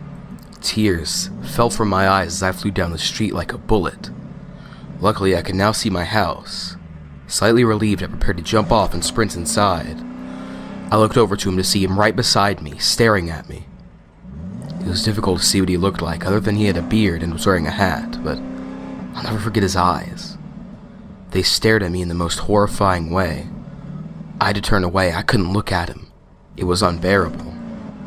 Now at my front walkway, I slammed on the brakes, skidding on the icy road as I was thrown off the scooter.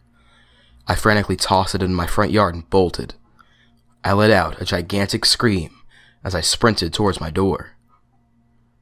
Luckily, it was unlocked, so I ran inside, slamming the door behind me and locking it immediately. Screaming for my parents, I ran down to them so fast, I practically fell down the stairs. I tried to tell them everything that happened, but I was breathing so heavily they could barely understand me. Finally, they figured out what was happening and went upstairs with me. When we looked out the window, the red pickup truck was still in front of my house. My parents went outside to confront the driver, but as soon as he saw them, he sped off faster than he did when he was chasing me. I'm happy to say I never saw that man or his creepy red pickup truck ever again, but this encounter sure kept me awake at night, wondering what would have happened if I wasn't fast enough.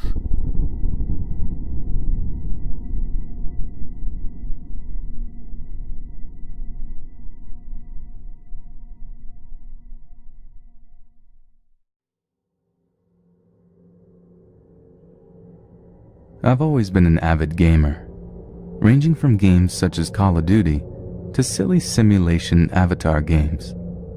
Summer of 2006, I was 11 years old when a friend of mine opened the door to Gaia Online.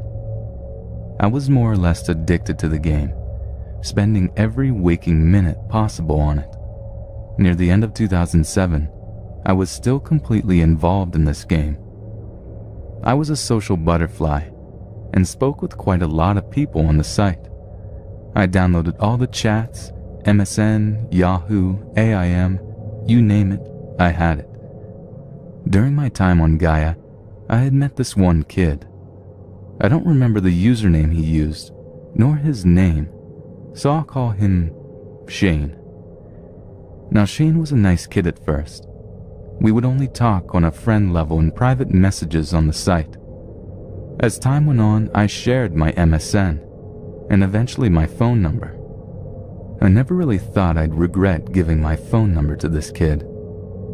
Shane and I texted daily, normal conversations about the game, the weather, and anything goofy we could think of. One day, Shane sent me a spew of sexual comments about how he wanted me, what he wanted to do, and so on. I was disturbed because he had never spoken to me like this before, so I decided to ignore him. He'll eventually go away, right? Wrong. One early Saturday morning, I crawled out of bed, showered, and was preparing myself to sit down and play the game non-stop for the day, when I received a picture message. I opened the text, and it was a picture of a shotgun. I freaked out and immediately texted Shane back asking why he had sent me the picture. This is where things escalated. Shane replies telling me that if I don't give him what he wants, he was going to shoot his brains out. I replied with a yeah, right. I didn't believe him. No one is that crazy. He then proceeded to send me a picture with the shotgun barrel in his mouth and demanding I send him a picture of me topless. Being young and naive, I run into my bathroom with my phone. I started crying knowing this was wrong, but because I didn't want the guilt to eat at me if he did pull the trigger, I sent him the picture he wanted. I went back to my room and just laid there horrified about what I had just done. What if my parents found out? They'd kick my ass. But how could I let this kid commit suicide? When my mom woke up for the day, I asked her about changing my number, claiming I'd been receiving a lot of telemarketer phone calls and it was eating away at my minutes. She agreed. I never heard from Shane again, and this is my first time ever telling this story. I locked it away. My own boyfriend of years, I have never told. I know I should have handled the situation better, but I was young, naive, and unsure of the world at the time. All I knew was some kid was going to possibly blow his brains out over a set of tits. I never heard from Shane again. Because of Shane, I never share my information out of fear of someone else pulling the same shit.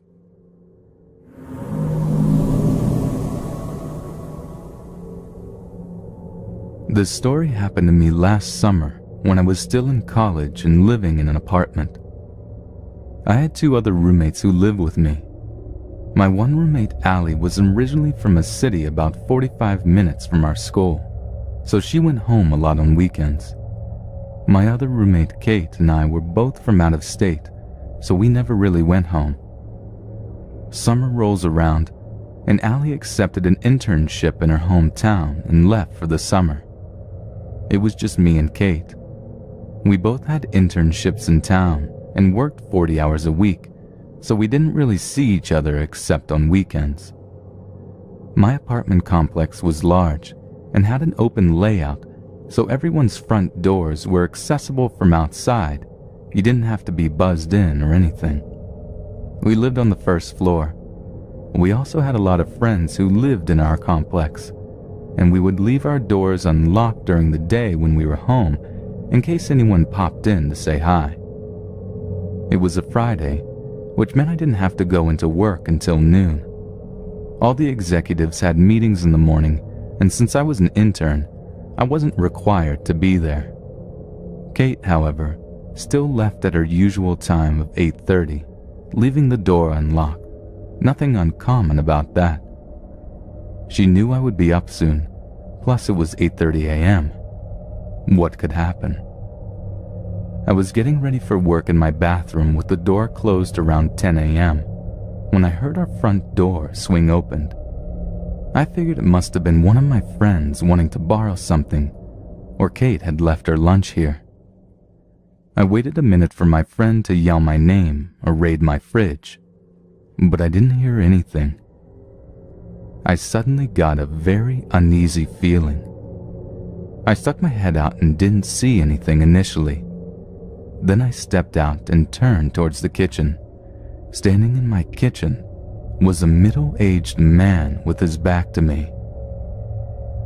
"Excuse me, can I help you?" I yelled. The man turned around, looking very surprised to see me. He was holding a grocery bag with something in it. I couldn't see what it was. He stared at me for about 5 seconds before telling me he was maintenance and we had called about an issue with our sink. I immediately felt like an idiot for being so rude and thought Kate had put in a request and not told me. She had done this before. He then mumbled something along the lines of he didn't have the proper tools to fix the problem, so he would have to come back later. He then breezed past me and went out the door. Weird. I immediately texted Kate and bitched at her for not telling me he was coming. She didn't respond, so I continued getting ready for work and left. Around 2 p.m., Kate called me on her break to explain she had never put in a maintenance request. I immediately got a very nervous feeling. She told me to call our manager's office and report it. I told my manager the story, and he was not exactly very concerned and just blew me off. My apartment complex was pretty safe. The only time I ever saw a police car was to bust some idiots throwing beer bottles off their balcony. The rest of the day, I continued to rationalize to myself that the guy had been maintenance and he was just confused. By the weekend, I had basically forgotten about it. Kate left Friday night for the weekend, meaning I had the apartment to myself, which never happens, so I was pumped. This was around the time that the NBA playoffs and our hometown team was playing Saturday night, so me and a few friends went to the bar to watch the game. We left around 8 and decided to call it a night around 2 a.m. My friends were taking an Uber, but were headed in a different direction than me, so I opted to walk. Taking the long way meant I was coming from the opposite direction of where I usually walk in from the parking lot. I could see my windows first from the street, then have to walk around and up a few steps to get to my front door. As I got closer to my apartment, I could tell something was off from within the windows. I could see Allie's window was just barely cracked open. First of all, Allie has been gone since May, and it was the end of June. Then, as I got even closer, I saw the screen looked funny. It was sideways like it had been popped out and then put back in upside down. Now listen, I'm not one to overreact, but I knew for a fact that the window had been closed before I left for the bar. So I noped the fuck out of there and ran to my friend's apartment on the 3rd floor where I called the police. I went down when I got there and reiterated the situation to them. They told me to go back to my friend's apartment and wait until they told me it was okay to come out. After about 2 minutes, the cops walked out with, you guessed it, the fucking weirdo who was in my kitchen the day before. The cop was holding this big-ass hunting knife in his hand. I really wish the police hadn't told me what I'm about to write, because it still haunts me. They found the creep hiding behind my couch in my living room, holding a hunting knife wrapped in a Kroger bag. Even creepier, had I not walked home and noticed the messed up window, I would have just walked in the front door from the parking lot unknowingly. I had a lot to drink that night and had just planned on going right into my room and passing out. I would have fallen asleep with this guy still in my apartment, and I know for a fact he wasn't just planning on hanging out.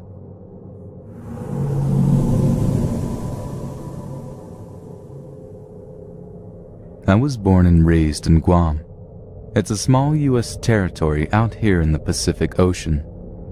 It's a beautiful island, and if you've never seen pictures of it, or have heard of it, you should definitely look it up.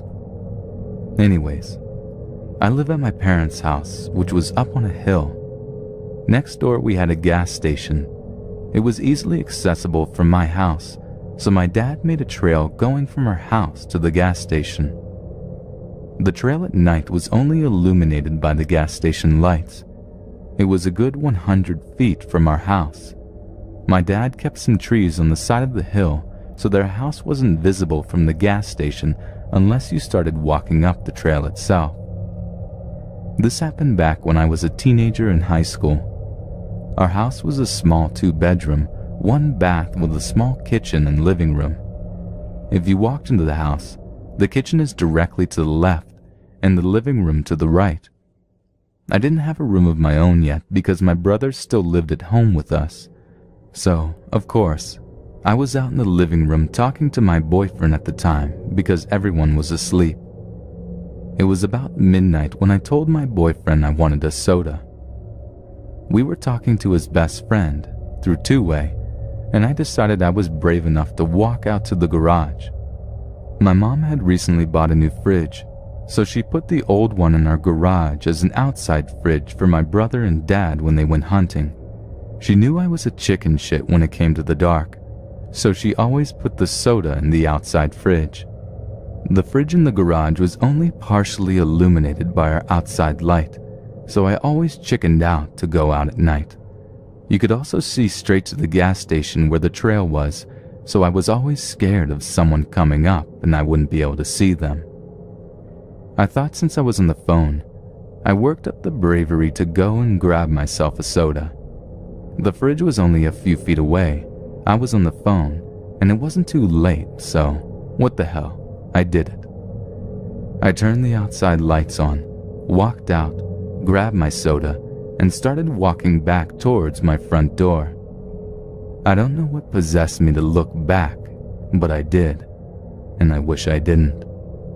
Illuminated by the gas station lights was a man about 6 feet in height. I could see the outline of his body.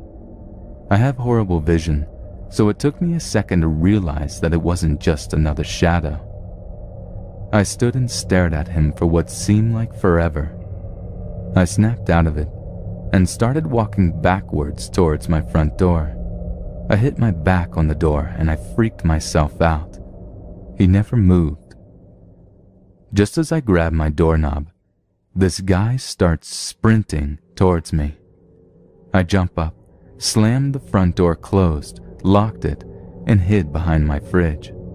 My living room has huge window louvers with curtains, so they were open letting the night air in. I'm about to shit myself when I hear footsteps outside my front door. Guahan Beauty, I know you're in there. I can smell you. At this point, I'm pissing my pants. How the fuck does this guy know my name? We have a small kitchen window that looks directly to the inside of the garage. It also has a curtain so you can't see inside, but it was open as well. I can see you. I can smell you. I wonder how good you smell up close. At this point, I'm losing my fucking shit. I'm crying so hard to the point where I forget I was on the phone with my boyfriend, who is now screaming my name. I sit back for a second and decide that I'm running to my parents' room down the hall. I get up and book it straight to their room. I wake up my dad as calm as I can while muttering and shaking, only saying, "There's someone outside." My dad wakes up my mom. She hangs up on my boyfriend and calls 911, screaming at the operator to send someone immediately. My dad grabs his .22 from the shelf and walks to the living room. This dude has his arm sticking in through our living room window, trying to undo our front door lock. My dad yells he has a gun and that if he doesn't leave, he is going to shoot. He retracts his arm and starts booking it back towards the trail. My dad runs out after him, but when he makes it to the trail, the guy is nowhere to be found. To this day, I keep all my windows locked, and I never go out at night by myself. I still live in Guam, but I leave in 7 months. My husband and I are relocating to the States. The man was never caught.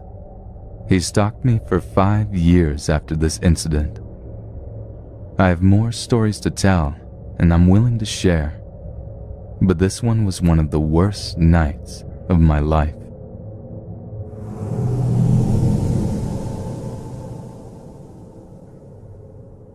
I'm now a 20-year-old male living in the Netherlands, and I've been a geek all my life. Games in particular have always played a major role in my life, starting when I got my first PlayStation when I was 5 years old. Something about gaming just always got me. Be it mechanically, or in terms of storytelling, I could always find something to love about it. As I grew older, I got more and more into RPGs, and eventually found my way into World of Warcraft. As I got more involved in the game, I started joining raiding guilds. For those who don't know, it's basically a group of players whose intent is facing the game's hardest content as a team. The second guild I joined was the greatest bloody team of people I'd met thus far. One of these people was a Swedish girl who was around my age called Maggie. We got along quite nicely. As it turned out, her mom, who was also in this guild, was actually living in the Netherlands. So often we'd end up in conversations where she would ask me to teach her some Dutch, and she'd teach me some Swedish in return. It was all good fun. Fast forward to the beginning of 2013, the aforementioned guild had fallen apart a while back, and I had just joined a new one. I had stayed in touch with some people in the old guild, but Maggie really hadn't been online all that much. When she did get back online, we quickly caught up. It turned out that she actually moved in with her mother and had spent the last couple of months improving her Dutch and attending a high school. She also started dating this guy called William, who was actually part of the same guild I had met Maggie in. He always struck me as a nice guy. Other guild members always thought he was a bit direct and perhaps rude, but being Dutch, I understood that's just simply how our culture works, so I was always okay with it. June comes around.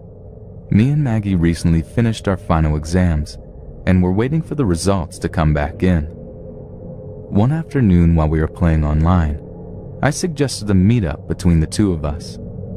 I really didn't have much to do, and given that she had voiced her concerns about finding her footing in Dutch social circles, I figured this was a nice opportunity to take her first baby steps into the country. She excitedly agreed and asked if she could bring William as well. Obviously, I said yes. Seeing as he was her boyfriend, meetups are safer when you arrive as a couple, and meeting former guild members was something I was looking forward to anyway. A couple of days later, I met both of them in Rotterdam and had a great day. I showed them around the city since I knew it best, had some nice conversations and a few laughs, and we ended the day by taking a trip to the Euromast. Before leaving, Maggie had to go to the bathroom, so me and William were waiting outside. Striking conversation, I said to him, "You two make a nice couple." "Thanks," he replied. "I freaking love her, you know.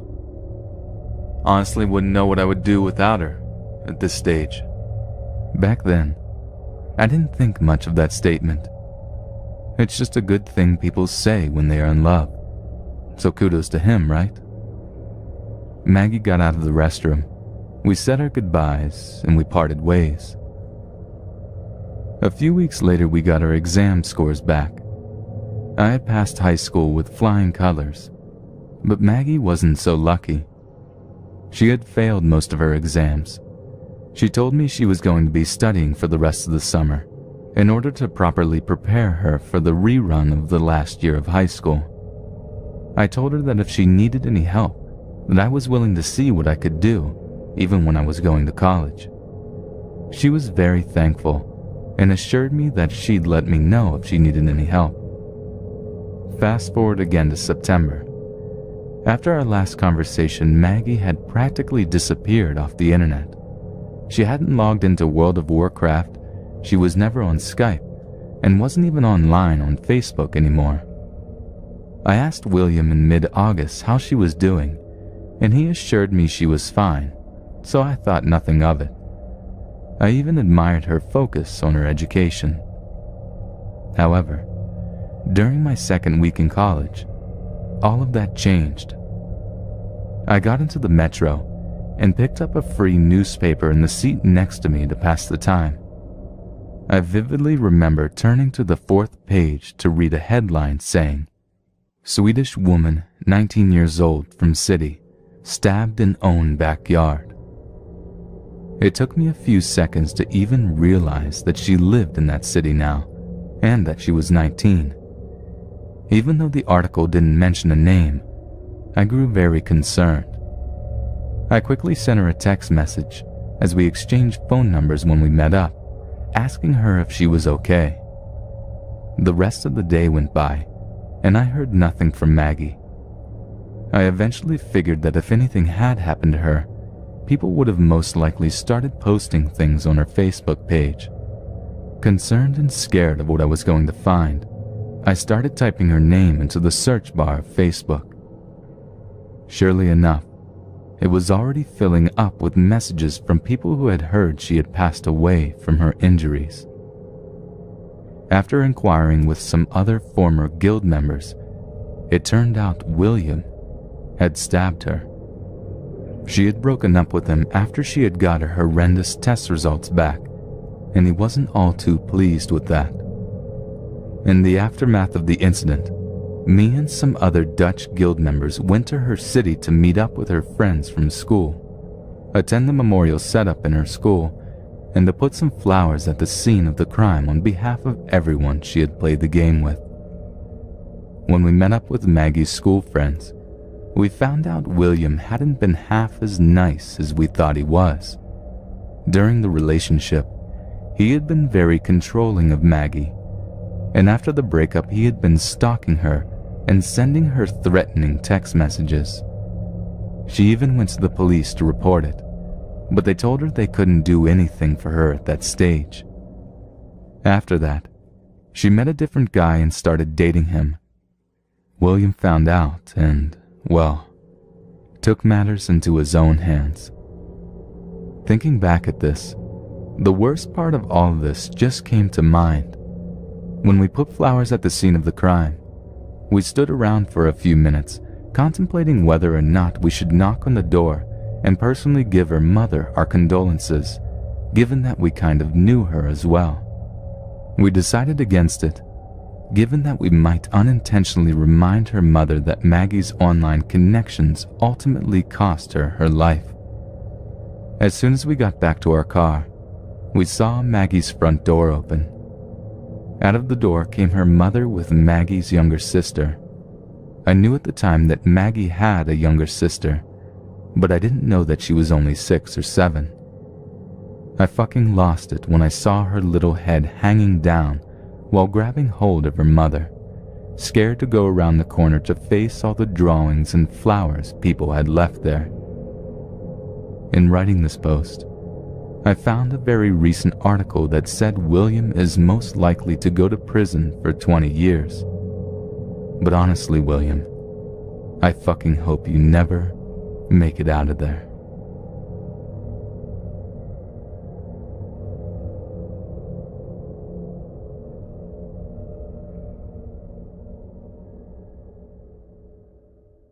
Someone I recognized. It was my friend's older brother. He was probably about 17 at the time. "Ben!" I almost shouted when I saw him. He made his way over and stood in front of me on the bench. I asked him which bus he was catching, and luckily it was the same one as me. I was so relieved. We exchanged a few words back and forth, and eventually the creepy guy sitting next to me got up and wandered off. He hadn't said anything while Ben and I were talking. Ben and I went down to the platform and got on the bus when it arrived. Surprisingly, the creepy guy didn't get on the bus like he said he was. I told Ben about what had happened and how he had saved me.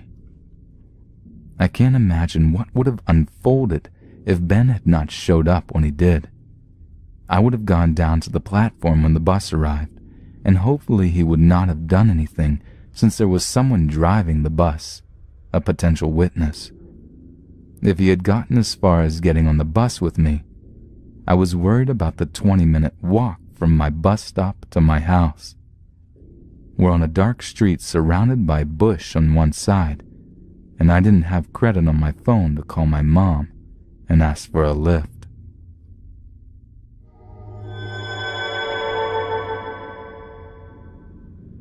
So I need to start with a little background to set the scene.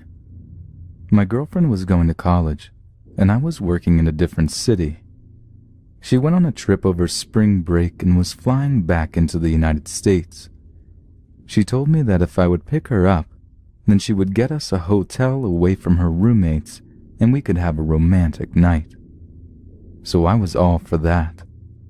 It was last second, so I was in a hurry trying to throw everything together in my book bag. Needless to say, in my haste, I forgot things that will play into the story later on. So I pick my girlfriend up and we go out for dinner. She is exhausted, so we head to the hotel. Eventually, after a while, it is time to go to bed. I took my contacts out and put them in the solution. My solution is acidic to take care of calcium buildup. I can't put my contacts back in for 6 hours or I'll get a chemical burn in my eyes. I realized I forgot my nasal spray, which I was using because my nose was stuffy. I complained about it to my girlfriend, and she told me she could go get it at Walmart if I wanted. I told her I would survive. It would just be a pain. I hopped in the shower afterwards.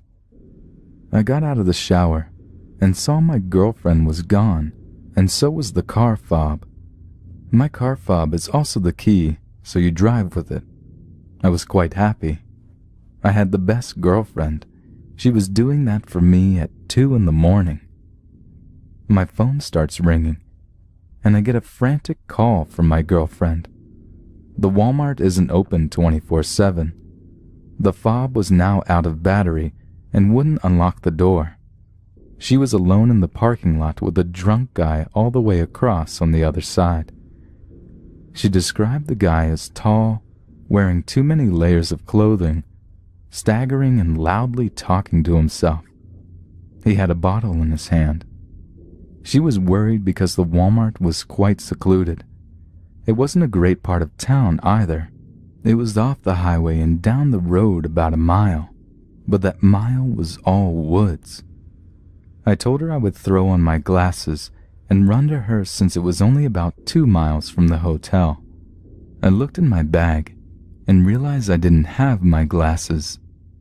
I had forgotten them too, and I couldn't put in my contacts because of the solution. I was blind as a bat without one of those two things.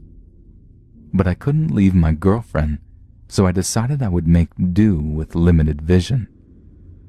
I took off as fast as I could and was tripping repeatedly over random things on the sidewalk. She is getting more frantic on the phone. The guy is making his way towards her. He is staggering back and forth. He is falling as he walks towards her. He is yelling incoherently towards her. She decides to run around to the other side of the Walmart building and hide. I'm beginning to panic because I'm worried maybe he is working with someone and they're back there. I finally get to the Walmart. I walk down the entry driveway and see my car sitting there. I can just make out a figure sitting on the hood. I jog across towards him and yell the most intimidating, "Hey, you there!" I unfortunately trip over a brick on the ground and almost fall.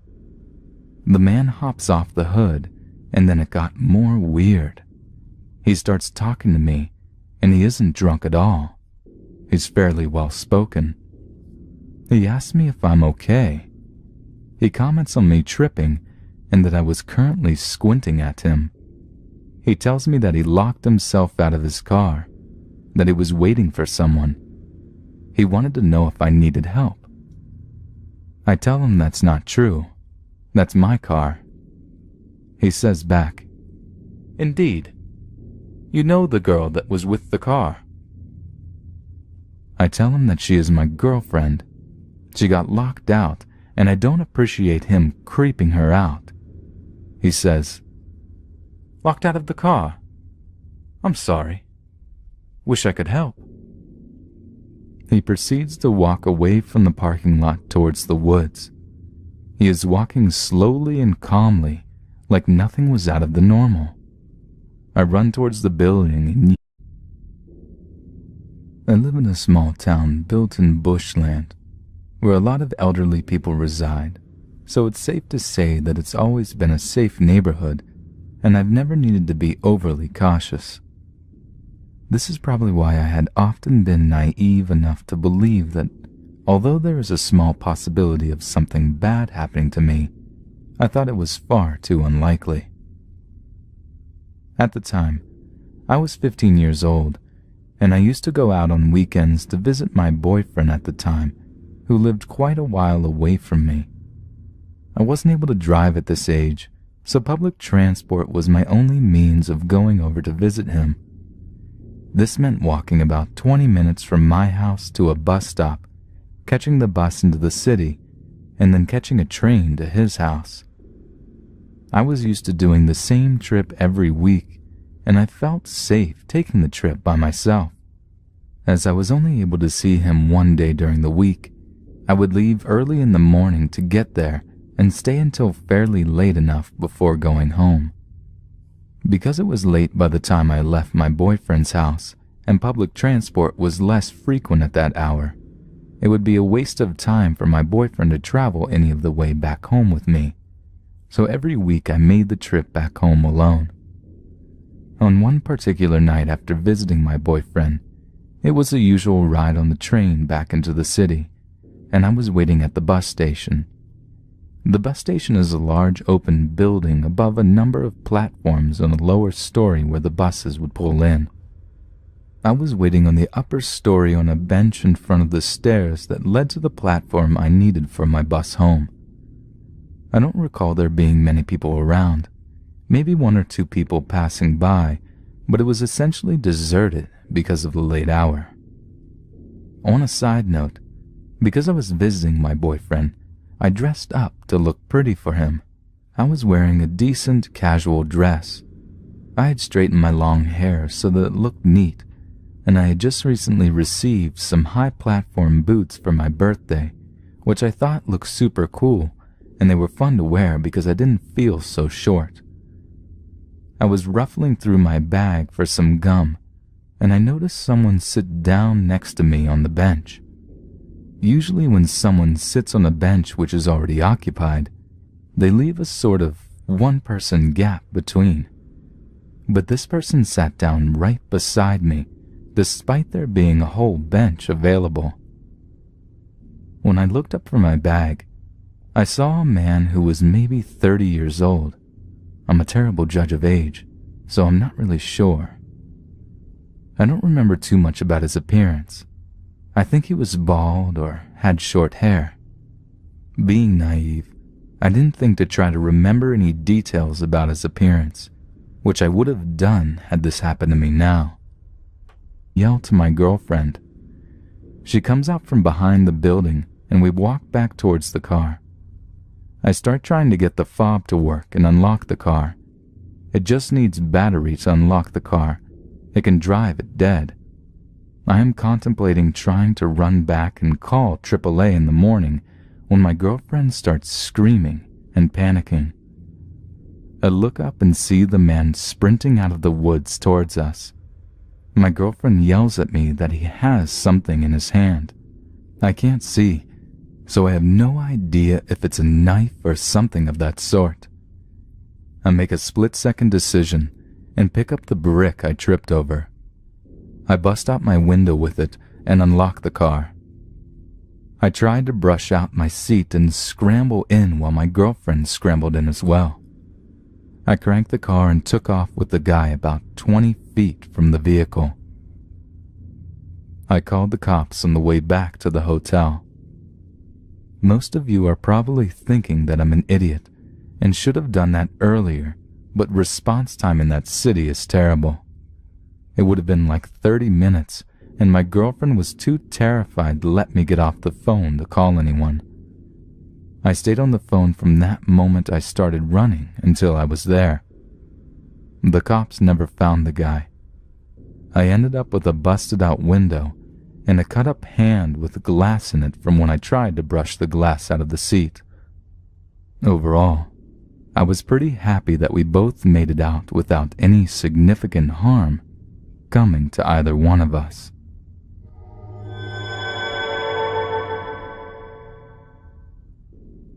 When I was about 18, I worked as a nursing assistant on a surgical floor. We got a range of patients that varied from gallbladders to knee replacements. I worked with another assistant and we split the floor in half. She got one hallway and I got the other. She went on break, so I responded to the call lights in both halls. One of her patients rung out, so I went to help. The lady's son stepped out while I assisted her to the bedside commode. I came out and told him I was done and he could go back in. Instead, he chose to talk to me. We exchanged some small talk and he went back into the room when his mother called for him. The other assistant came back and I continued working. I went to chart at the nurse's station and the son came out and began chatting with me again. I didn't think much of it. It was the middle of the night.